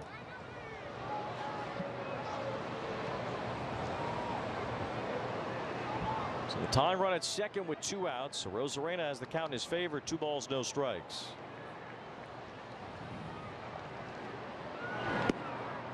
Another batter stepping out on a 2-0 pitch. It's 3-0. Why couldn't they do that when I was pitching? Maybe you can make it 3-0, 2-1-2 and step out. I'd be fine. Swinging 3-0 after stepping back out on a 2-0 pitch. Well, the check swing on 3-0. You don't really see that. 3-0 check swing.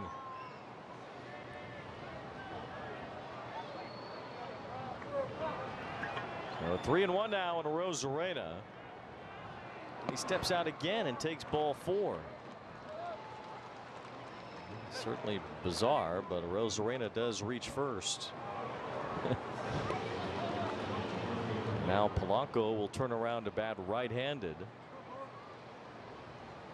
We saw Joyce kind of moving around in the bullpen, but he's not up yet.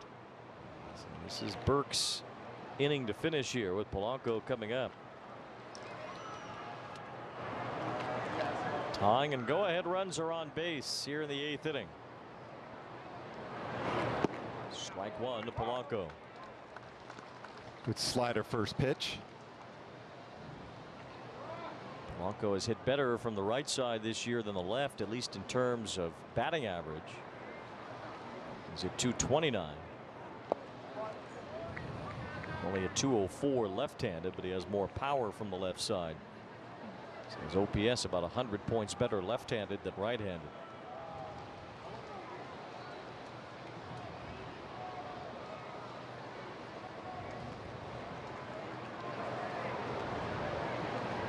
Base hit and a walk.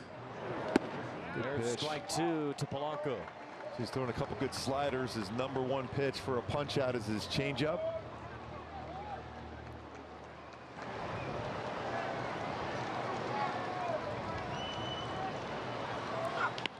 Fastball in on the hands, popped up, shallow center. Moniac's there, inning over. Brock Burke keeps the lead intact. 1 run, Angel advantage into the bottom of the 8th. Hims was made for guys who want to see results. Whether it's for hair loss, weight loss, ED, or mental health. Get quality care from licensed providers 100% online and join the millions of guys who use Hims. Find the treatment that works for you. Get started today at hims.com. Have you heard? Soda's not a dirty word anymore. Introducing Poppy, the best thing to happen to lemon lime since, well, lemons and limes. It's the iconic, refreshing flavor you crave, but with 3 grams of sugar. Real lemon, real lime, real juicy flavor. The future of soda is now, and it's called Poppy. Poppy, soda's back. When it comes to tickets, pick TickPick. You're picking the best prices guaranteed, with no hidden fees ever. Pick from thousands of live events. No hidden fees, more savings. Download the TickPick app. Join the million-plus fans who have made game days more entertaining by playing along on Underdog. Basketball fans from all over the United States have won over $1 billion. Underdog Fantasy, calling all dogs. I feel like I lose track of at least $500 a month. Yeah, maybe that's because you still use spreadsheets. Haven't you heard of Rocket Money? No, but you're probably going to cut me off and tell me about it. It's an app that tracks your spending in real time, lowers bills, and helps you find and cancel sneaky subscriptions. Sign me up. Stay on track with your finances and download Rocket Money today. Head to the Big A Friday, September 27th, as the Angels host the Texas Rangers. The first 25,000 fans will receive a golf rope hat courtesy of Netto Tire. Visit angels.com/promotions today. Well, the Angels here in the bottom of the 8th trying to extend their lead. Up 3-2. As Ben Joyce gets ready in the bullpen, Edward Bazardo is the new pitcher for Seattle. Bazardo laces in a strike. So if the Mariners lose this game, they'll be 6 back in the division. And they'll be 5 out in the wild card. Will make for a very tough sled in September for them to get back into a postseason position. Rendon hits a 1-hopper to short. Ribas handles this. And there's 1 away. Going back to a Hyundai key for the game today from the beginning. Caden Dana, what a job. 6 really good innings, a quality start. Right away started off too from the beginning with Taylor Ward with a home run, and then Anthony Rendon with a 2 RBI single. And from the beginning, the hype, definitely a lot of promise with Caden Dana. Well, he was very good today. 6 innings, 2 hits allowed. 2 runs given up by Dana at 4 strikeouts. A very strong major league debut for a kid who has a lot of potential and certainly a ton of anticipation toward today and what his career can become at just 20 years old. Popped up, foul ground, and Raley can't make the play, and he goes barreling into the fence, and I hope he's okay. Yeah, you hope he's okay. He went in hard. He needs to get some help. He is so vital to the Seattle Mariners. As Cal Raleigh went tumbling into the fencing that is in front of those suites that are behind home plate there.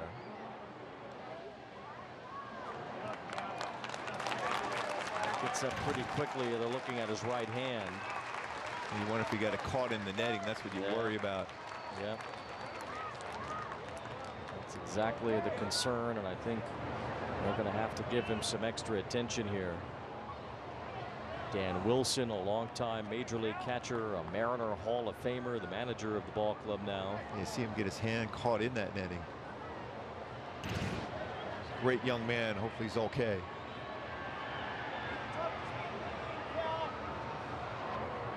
The laceration there that they're trying to get a hold of as well.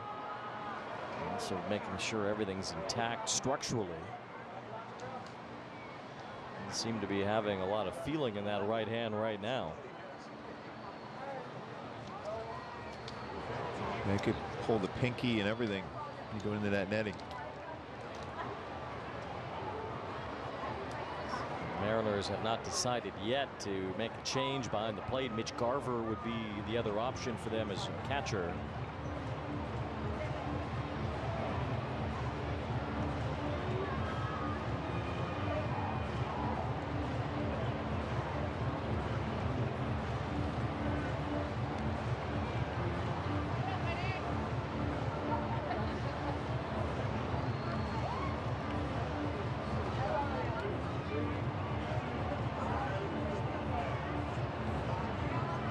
This conversation continues with Dan Wilson there, the new manager of the Mariners. It's like Luke Raley is motioning into the dugout, which means Garver is probably going to need to get ready, and Raleigh will come out of the game. He's hoping he's going to be okay. Not sure if there's any bleeding on that hand, or it just doesn't seem like he's got a real sense of grip right now. His hand and fingers got caught in that netting behind home plate.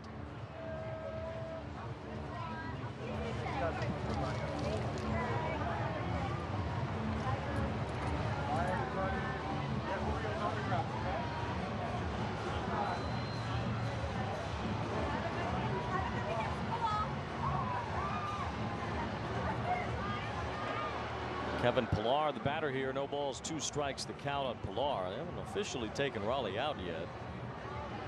Imagine Garver is getting his gear on, but it seems like Raleigh's trying to stay in the game too. He hasn't gone all the way in yet. He's a great competitor. He's a tough kid. It's like, you know, I don't want to be out of this game. I'm just going to try to bandage him up here and let him go. Had to be some sort of cut on that finger, and they're working on the right hand of Raleigh still. And I think he's going to try to stay in. I think he's going to stay in. And there you go. He's like a hockey player. Yeah. Bandaged him up, and he came right back.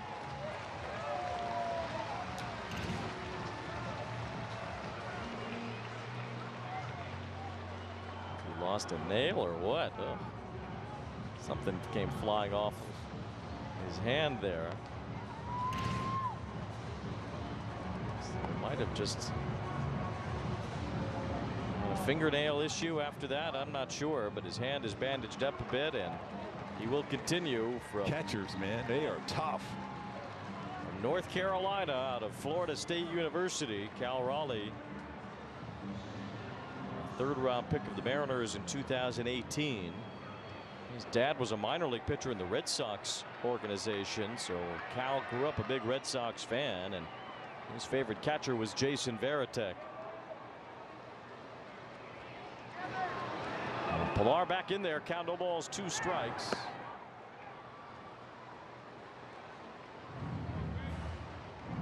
Love to be able to get a base runner on here right now, especially Pillar's got good speed.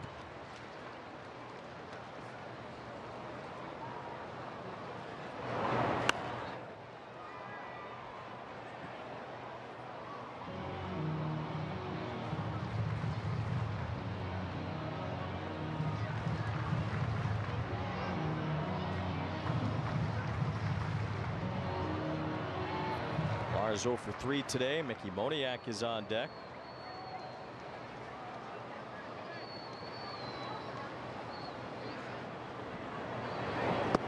Looked like he went. And he did. Strike 3. So 2 up, 2 down here in the 8th inning. Looking ahead to the top of the 9th. Seattle will have Raley, Haniger, and Rojas due up against Ben Joyce. Moniac could put a charge into one like he did twice yesterday. Game-tying and game-winning home runs from Mickey Moniac last night. Tying shot off the starter Wu, and the walk-off blast off the closer Munoz.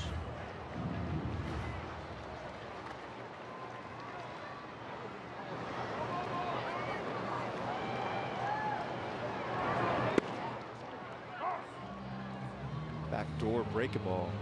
Remember, he hit a slider out last night on that walk-off home run against Munoz.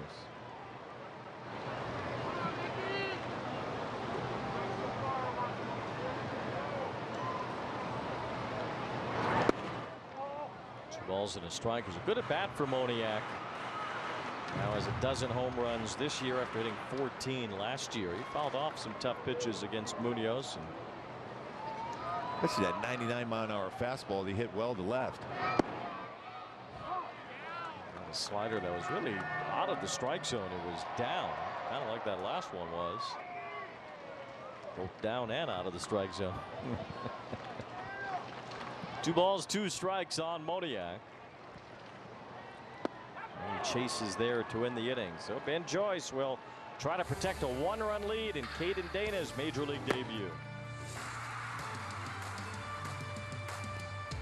Baseball is a sport, pero la verdad es que para nosotros el béisbol es otra cosa. El béisbol es un corrido, un dembow y un reggaetón prendido. Es un plácata bien fuácata. Eso es otra cosa. It's the Plátano power and the Arepa power. It's a familiar name and juniors who dare to dream big. El béisbol es otra cosa. Weekdays on MLB Network, it's the baseball show for the thinking fan. Join Brian Kenny and his daily panel of experts for a more analytical look at the game. Think baseball with MLB Now. Weekdays only on MLB Network. Bryce Harper is special. He's got a flair for the dramatic. Bryce Harper for me is must-see TV. You can't take your eyes off him. We all love his feistiness. Every time it's a big moment, Bryce Harper comes through. That's what you always dream of, to put a city on your back and do that for your team. He did it again! It is Bedlam at the bank! One of the coolest sports moments ever.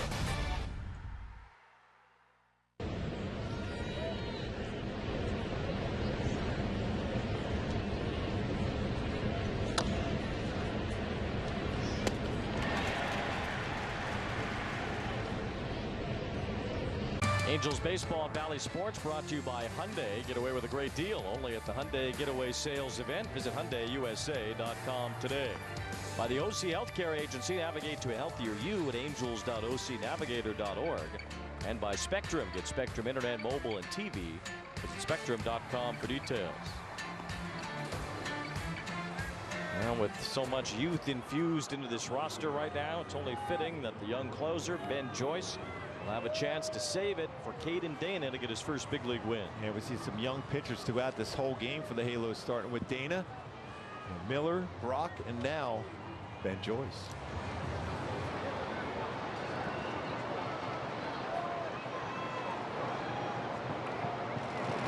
First pitch and a ground ball base hit for Raley. Jumped on that first pitch blinker. Raley homered earlier against Caden Dana. One of just the 2 hits Dana allowed in his big league debut. Here is J.P. Crawford coming off the bench to bat for Haniger. Figured we'd see Crawford at some point here today. This is an important game for Seattle. Raley can run a little bit too. 9 stolen bases. One hopper right to first. Shotwell on the back for 1. Throw to second, and he's out. A double play. We'll check that right away. If he slides, he's in easy. Standing up. Why in the world did he not slide? You might as well check it if you're Seattle. You have nothing to lose on this one. It's a quick tag. That is a quick tag. See if it stands. Out call at second base. That's a close play, but you see Raley slowing down as he goes in, and he's out. He's out. He is out. He didn't get his foot down. He didn't slide. And what a quick tag that was by Netto. That is a quick tag. I mean, the stutter steps into the base, slowing Raley down. And they get Crawford out on 1 pitch like that too, even more so. I mean, that is unbelievable.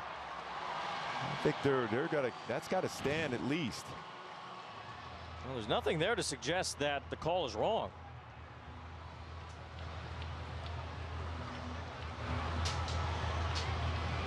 It's not on the bag yet, and the tag is on the back. Looks like he's out.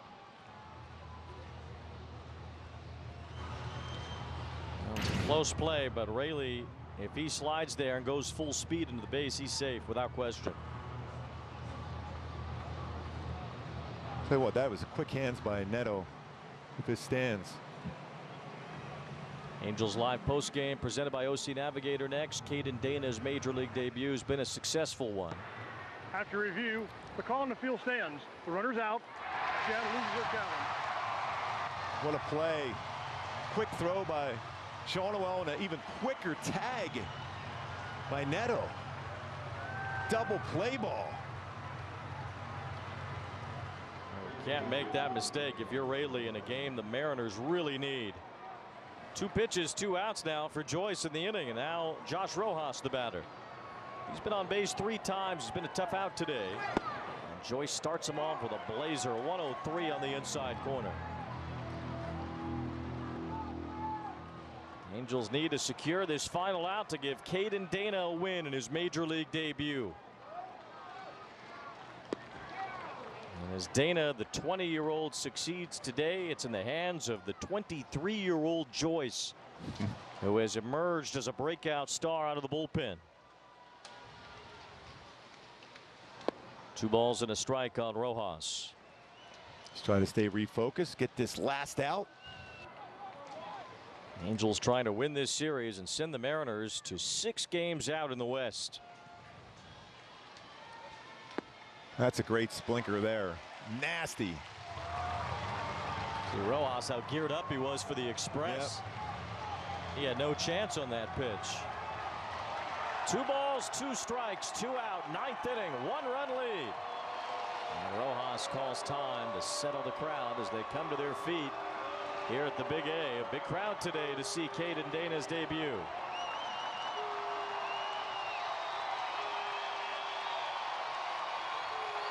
On 2-2. A foul. 103.4. A little surprised Joyce didn't go back to something off speed, considering how Rojas was geared up for the fastball. He's got that option too of its splinker right now. It's 2-2. And just a little bouncer foul as Rojas stayed alive again. Angels trying to win 2 out of 3 in this series. They would be 8-5 against Seattle for the year. Mariners will have a lot of catching up to do over the final 4 weeks. On 2-2. Another foul. Another fastball, 103. I know that's your number 1 pitch. That splinker is pretty good too. Just don't overthrow it. Stay on top of it. Swing over top. Ball game. Another one coming on 2-2. Another foul on the fastball. Joyce staying true to the big heater here. And the 1 splinker he threw in this at bat, Rojas was completely off kilter. You can imagine that heart beating right now for Caden Dana. 2-2. Swing and a miss, strike 3. Say goodnight to the Mariners. Ben Joyce, a scoreless 9th inning, saves the first big league win for Caden Dana. What a game. The youth gone wild today. Caden Dana picking up his first win in the show in his debut. And then Ben Joyce closes it out with some fuzz at 103.1. Couple veterans got the runs on the board for the Halos, but the pitching, the youngsters, what a job today. W in his debut for Dana. So cool. And they send Caden Dana out alone to greet the team as he earns the win in his first major league start. What a gesture by the rest of the players in the organization there, and what a day for this organization to see some of their young stars complete a series win against the Mariners. Big crowd, the anticipation, and he made it worth the while here today on a warm afternoon. Congratulations, Caden Dana, from AA to the show to the W. And the pieces trying to get into place for this Angels organization into the future. And here's a big part of it, Caden Dana. What an effort there today. 6 great innings, 2 hits, couple runs, 4 punch-outs, poise, control, competitor. Congratulations to Caden Dana. With his family here today, it's going to be fun with an off day tomorrow. Caden Dana gets the win in his first big league start. He's standing by with Carlin B. Caden, you capture the win in your first ever big league start. Way to make a debut in front of your home crowd. Could you share with us your emotions, your thoughts, your feelings after this game? I'm lost for words right now. I'm in shock. Great fans, great atmosphere. This has been awesome. You've been deep into games before in Double-A, and did you know you were coming back out for the 6th there? Was there a conversation after that 5th inning? Yeah, I came out after the 5th, and he told me I got one more and gave it all I got. It's good trust to be building right there with your manager to let him know.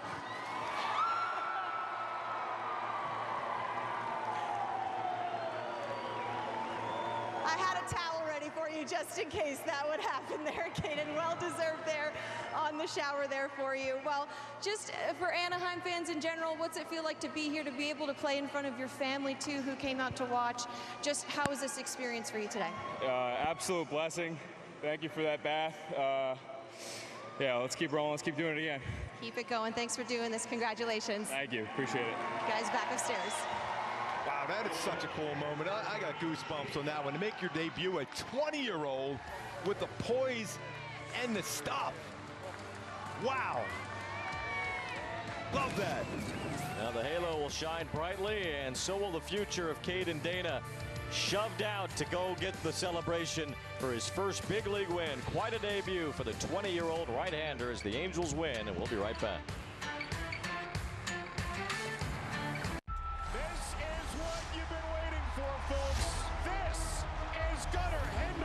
American League Rookie of the Year. What a superstar rookie season he had. One of the best all-around players. You better be really good at what you do if you're going to be called Gunner. Out of here! Gunner Henderson's season is in full effect. Gunner Henderson's my shortstop. This dude, absolute animal. Show them who you are, kid. Show them who you are. Weekdays on MLB Network. Join the conversation with Kevin Millar, along with Sierra Santos and fellow World Series champion Ryan Dempster on the most unpredictable baseball show on TV. Intentional Talk. Weekdays only on MLB Network. Man, I've seen things you wouldn't believe. But this I have not seen. You know, nothing phases me, man. Nothing. But these guys got me phased. Now, this game found another gear. Think you've seen this before? Keep watching.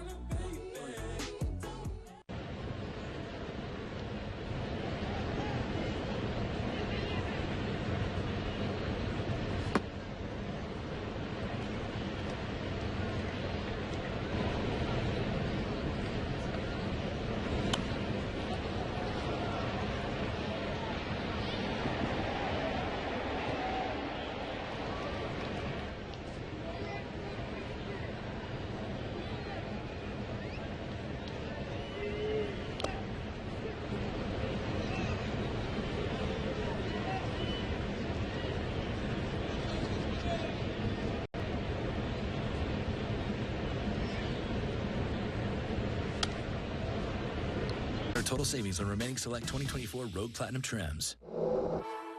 It's a big crowd here today to see Caden Dana's Major League debut. Nearly 40,000 tickets were sold for this one as the Angels beat the Mariners 3-2, and Dana gets the win in his first big league game. Join us back here Tuesday night. We'll have an even bigger series and crowd here for the Angels and the Dodgers, the Freeway Series on Tuesday night. Angels Live presented by Nissan will start at 6 o'clock. Stay tuned. Angels Live postgame coming up, presented by the OC Healthcare Agency with Ken French and Tim Salmon. For Mark Ubazan, Carlin B, I'm Wayne Randazzo saying goodnight from Angel Stadium after Caden Dana wins his big league debut.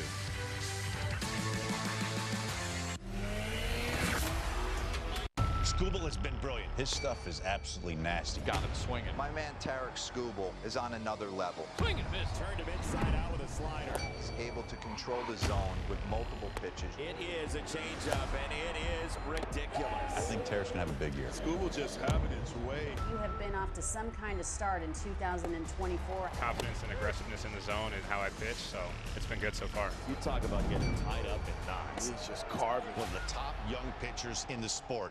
Baseball is a sport, pero la verdad es que para nosotros, el béisbol es otra cosa. El béisbol es un corrido, un dembow y un reggaetón prendido. Es un plácata bien fuácata. Eso es otra cosa. It's the Plátano power and the Arepa power. It's a familiar name and juniors who dare to dream big. El béisbol es otra cosa.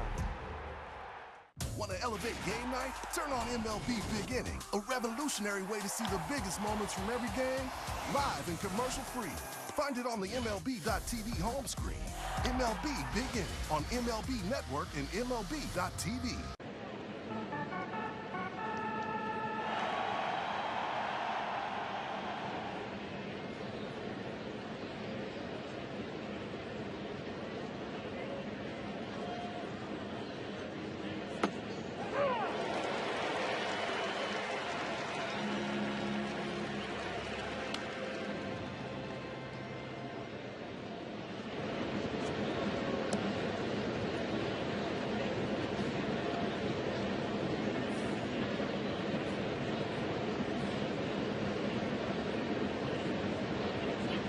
Come in today. Toyota, let's go places.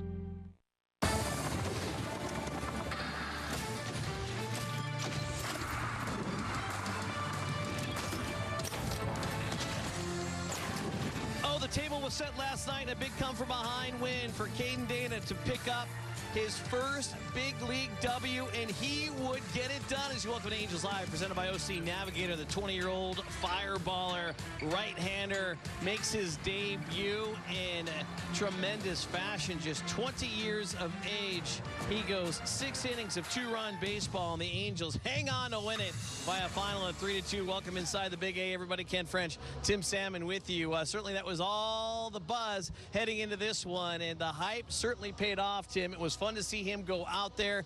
He's been here with the team for a couple days. You know, anticipation was building. His family and friends are to our right. But wow, he came through in a big way. Well, a big sense of relief for him, I'm sure. I mean, you've been building for this, really not just this week or the last few days, but all season long. I mean, coming out of spring training, there was even talk, you know, how soon before he'd get up to the big clubs. So for him, the realization, the day is come and gone. He had his first outing out there, did a fantastic job.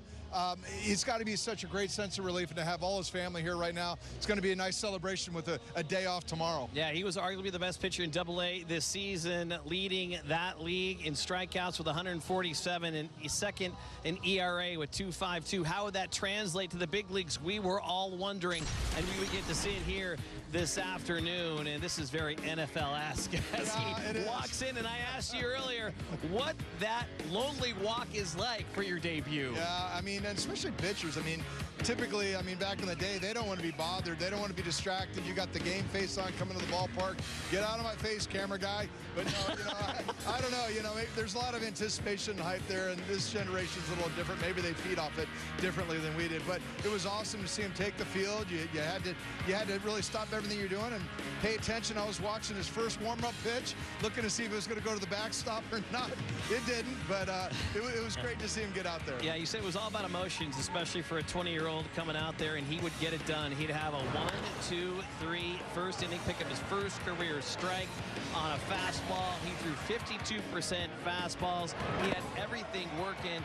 He didn't show any nerves in an opening frame. Well, he didn't. I will say this. Yeah, he did give up the home run. I mean, you know, you throw a fastball over the middle of a big leaguer like that, they might ambush you from time to time. He really, you know, for as good as he threw, it was really about his fastball and his slider. You know, they had him in there for a cutter. I think it was a slider as well, but those were the two pitches he mainly relied on. The few curveballs and changeups he threw, it didn't seem like he had quite the same feel on it. You know, again, I've always believed pitchers have the advantage against an offense, especially a veteran offense. Veteran guys, you know, they want to do their homework. They want to be able to look and see what this guy's got and go off against maybe some past experience. That wasn't the case today. It seemed like he definitely had the upper hand. Seemed like he surprised him a little bit with some of his pitches. But, you know, he got himself into some traffic out there from time to time. And I got to tell you, I was really impressed the way he handled it. He got some good, big defensive plays behind him. He got a double play, got the, you know, that double play that where they had to review it on the tag. But for the most part, you know, the situations he got himself into, he limited the damage and he was able to get out of it. Yeah, we were wondering too, after 5 innings, he had 75 pitches, and he is used to going triple digits when it comes to pitches. So he goes out there once again in the 6th inning. He'd have a conversation with Ron Washington. And his last 13 starts in Double-A, 6 of them were 100 pitches or more. So he goes out there surprised that he was sent out there for the 6th inning. I don't think it was a surprise at all. I mean, where he was in his pitch count, I mean, they knew that, you know, here's the situation with the Angels. Yeah, you want to win the game, but hey, this kid's here. You're here to develop him.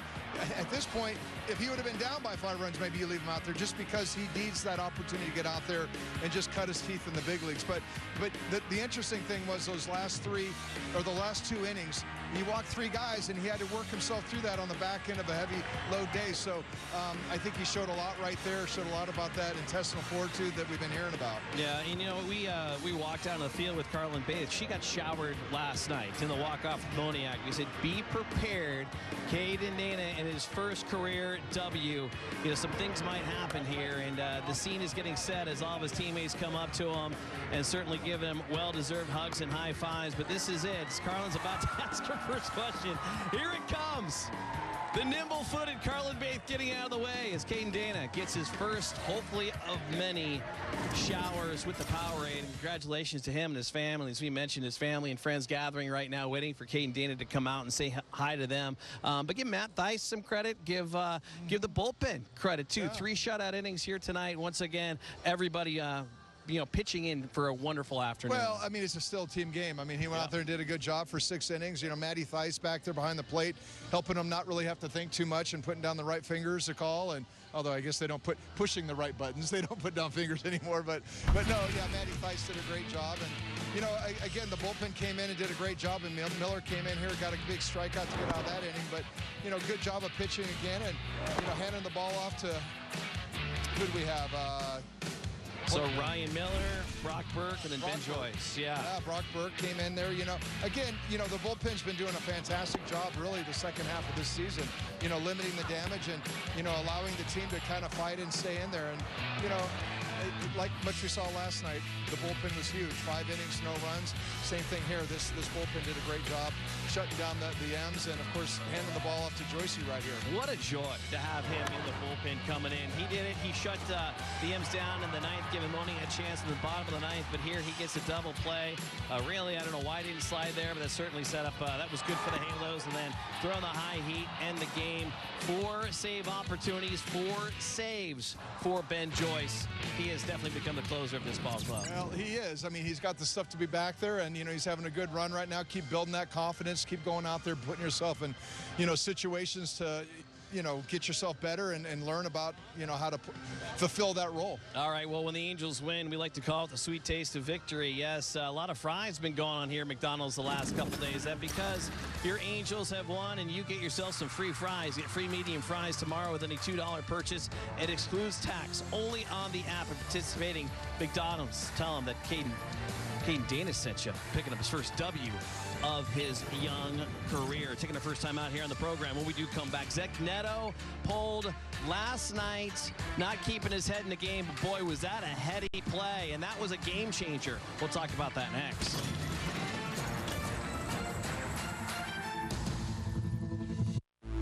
This game we call life. Performance. He is locked in. Passion. There's nobody more important than him. Teamwork. Working together is key. Get inside the game with MLB Tonight. Blanco does it! Throws a no-hitter! Bringing you breakdowns, highlights, and live look-ins to the big moments as they happen. But that was the MVP of the game right there. MLB Tonight. Inside the game all season long. Boom! How fun is this show? Only on MLB Network. Baseball is a sport, pero la verdad es que para nosotros, el béisbol es otra cosa. El béisbol es un corrido, un dembow y un reggaetón prendido. Es un plácata bien fuácata. Eso es otra cosa. It's the Plátano power and the Arepa power. It's a familiar name and juniors who dare to dream big. El béisbol es otra cosa. Want to elevate game night? Turn on MLB Big Inning, a revolutionary way to see the biggest moments from every game, live and commercial-free. Find it on the MLB.tv home screen. MLB Big Inning on MLB Network and MLB.tv.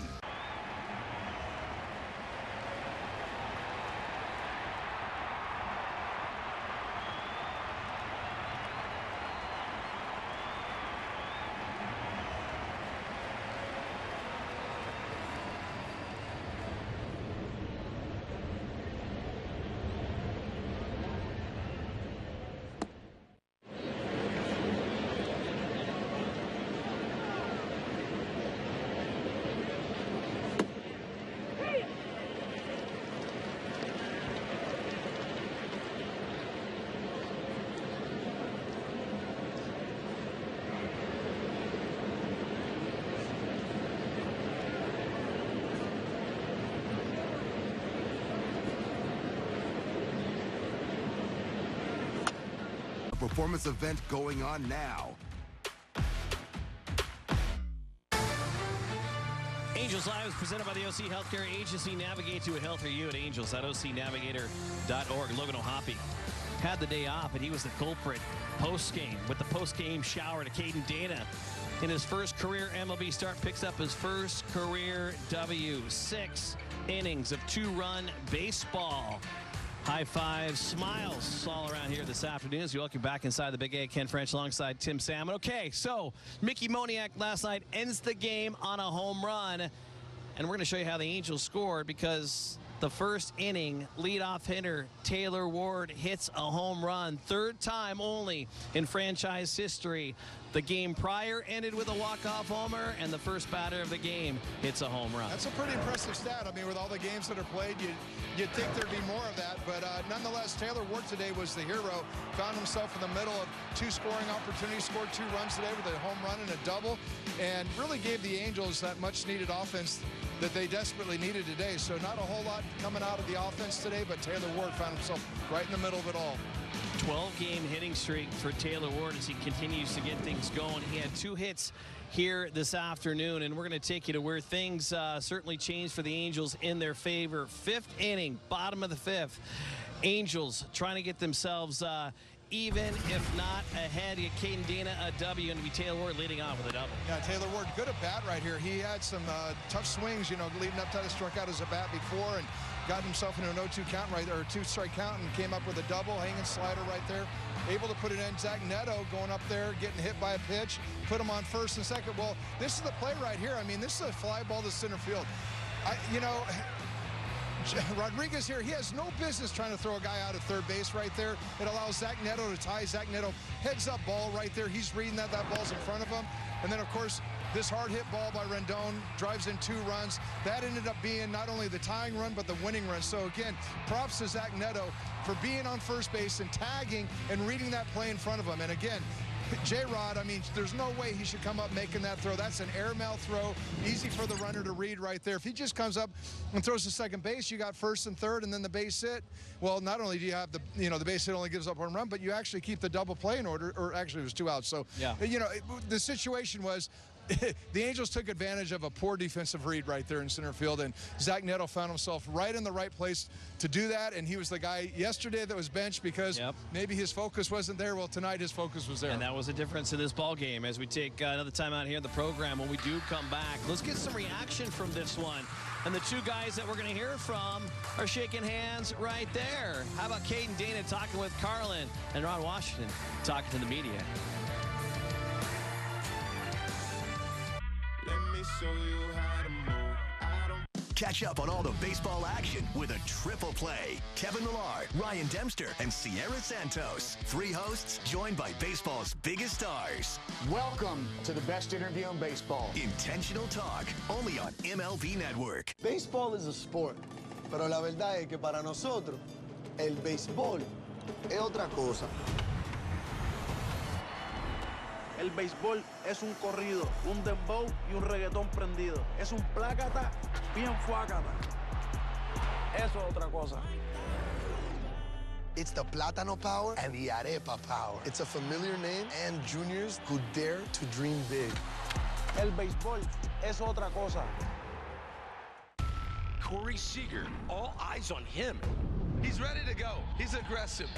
Here's a dude that swings 52% of the time on first pitches. Corey Seager smashes the ball. The ability to be able to come together and compete every night. You know, that's what it's all about at this point for me. Corey Seager does it again. This guy is doing it all. He's hitting bombs all the time.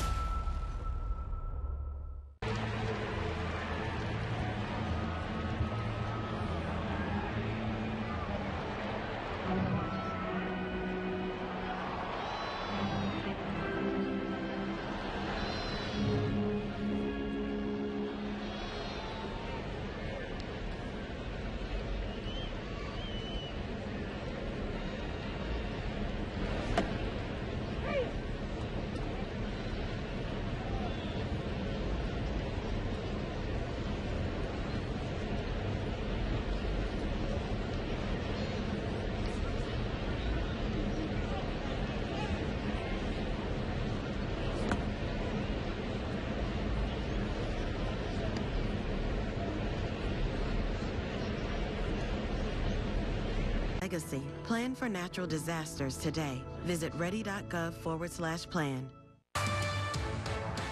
Angels Live is presented by the OC Healthcare Agency. Navigate to a healthier you at Angels at ocnavigator.org. Certainly a team game here this afternoon, but the focus was on the rookie, 20-year-old Caden Dana, making his MLB debut. Much anticipated. The #1 prospect in the organization. He comes away with his first ever win, and after the game, he spoke with Carlin. You capture the win in your first ever big league start. Way to make a debut in front of your home crowd. Could you share with us your emotions, your thoughts, your feelings after this game? I'm lost for words right now. I'm in shock. Great fans, great atmosphere. This has been awesome. You've been deep into games before in AA, and did you know you were coming back out for the 6th there? Was there a conversation after that 5th inning? Yeah, I came out after the 5th, and he told me I got one more and gave it all I got. Good trust to be building right there with your manager to let him know.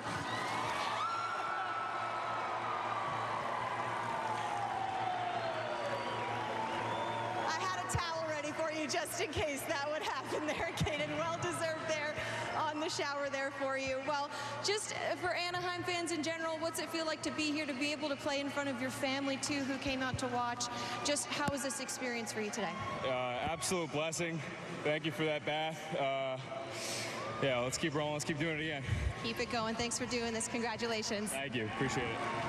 All right, special afternoon for Caden Dana. Still waiting for him to show himself out here. His family and friends are eagerly awaiting, but certainly what a weekend it's been for the Angels. Sam Aldeguer, by the way, who's standing right next to us as well with his family. He made his debut on Friday. Caden Dana made his debut on Sunday. We talked about Kohanowitz. 3 of the last 4 starters for the Angels, all rookies. Certainly it's been fun to watch. What's on the horizon for this Angels team? Well, I mean, that's what we're going to find out in the next 6 weeks is, what do you have to look forward to going into the offseason and into spring training. I mean, Perry and these guys upstairs, they got to figure out, what to do with this team, where they're going to go and add and, what pieces they need to be looking for. But, from our standpoint, from a fan standpoint, it's exciting to see your prospects coming up. They've got some notoriety behind them. They're doing some good things out there. This weekend was huge. I mean, you're playing the spoiler against the Seattle Mariners, and you threw 2 rookies, pitchers out there, and you ended up winning 2 games, and you got to feel good about that. All right, let's find out how good the skip feels after this one. Ron Washington talking with Carlin B. For your expectations of Kaden, you just wanted him to go as deep as he could in the ball game. Were you expecting 6 innings from him today? To be honest with you, I didn't know, but I was hoping we could get it, and he did. He showed some composure out there. He showed that he can finish. I don't think he let any inning affect however it was going. And that just shows he got some poise. So he's got a bright future. The decision to put him back out, saying, you know, I've got more in me. To have that kind of trust and to have him be thinking that on day one, what's that? Well, he's a baseball player, and he's a competitor, and he's capable of doing what his expertise is. That's pitching. He can pitch. He don't lack confidence. So we never thought after the 5th inning of not sending him back out there. We was going to protect him if anything happened, but every time we decided to get somebody up to protect him, he got out the inning. And I can't say enough about what Miller came in and did and what Burke came in and did, because that's the only way we got to Joyce. So, again, the bullpen was outstanding. What do you think the way Netto responded today, giving it a back of second? I wasn't looking for anything special out of Netto. I just wanted him to play, and he did play. He did nothing on the field today that he wasn't capable of doing. Hopefully, he can sustain it for a minute. But he didn't do anything that I wasn't aware that he could do. So, no.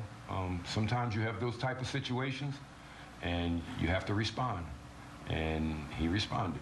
And hopefully, he's to the point where it gets him upset enough that he maintained that for the rest of the year and moving forward in his career, because he's going to be a piece for a long time. All right, well, Tim, this is September 1. September 1 call-ups. Reed Detmers among them, getting a chance to get back here to the big leagues after being sent down early in the season. Struggled at AAA for a minute, and then he started to find his game, and it's not going to get easy as he takes on the Dodgers on Tuesday. Well, it's not, but you know what, for him, you're hoping it was a good stay down there, a chance to clear out the cobwebs. And, there's just been, you think about the last couple of years, there's been a lot of change and turnover in the coaching staff and different things, and maybe some different voices, telling them things. And to be able to go down there in an environment where, hey, you can work on the stuff you need to work out without having, 40,000 fans in there and the pressures that go with that. So, for Reed, he's definitely a big cog in the wheel going forward for this organization as far as, the pitching staff goes. He's got tremendous stuff. But, again, he got rushed up here quickly, like a lot of these kids do nowadays, and he had never experienced failure at the major league level. And then when you do and you don't really know how to get out of it because you've never had that opportunity to work yourself out of a situation coming up through the minor leagues, that's a little bit of what that was about going down for him. Give him a chance to go down there, work through some things, have that, hey, when I get in this situation, I can go back to this. And hopefully he's coming up here prepared and a much different pitcher. Yeah, absolutely. And it's fun to start penciling in what a starting rotation could look like next year, especially with Caden Dana the way he threw here today. And by the way, we've been waiting for him to make an appearance with family and friends, and here he is just moments ago walking out, and that is the game ball in his left hand, presenting it to his family. What a special time that is right there. It is. I have to go back a long time to remember that day, but yeah, it's special. And what you see nowadays, you see these kids come up and they play, and they can time it right, and they have their family all around them. I go back to my day. I flew 8 hours from Calgary to New York, and just in time to get in the lineup. My family was, my poor wife's packing up the house and taking the dog from Edmonton back to Phoenix. And yeah, I played, the first 10 days with no family around. So much different era. Great that these family members can be here. That's a pretty good group over there, and be here for that special day. Well, what a springboard to a big series coming up. The Freeway Series day off tomorrow on Labor Day, but then the Dodgers come to town. They're certainly trying to get themselves to the top of the NL West. It's going to be a fun race, and again, the Angels have a chance to play spoiler once again, and they certainly did that, taking 2 out of 3 here this afternoon and this weekend from the Mariners. That was Taylor Ward with the leadoff home run. It would be the that would, muster a couple against this kid here, but boy, through 6 innings, you couldn't ask for anything more. 6 innings of 2-run baseball. His major league debut. Caden Dana getting it done at just 20 years old, getting the shower, getting the post-game interview, and giving the ball to his family.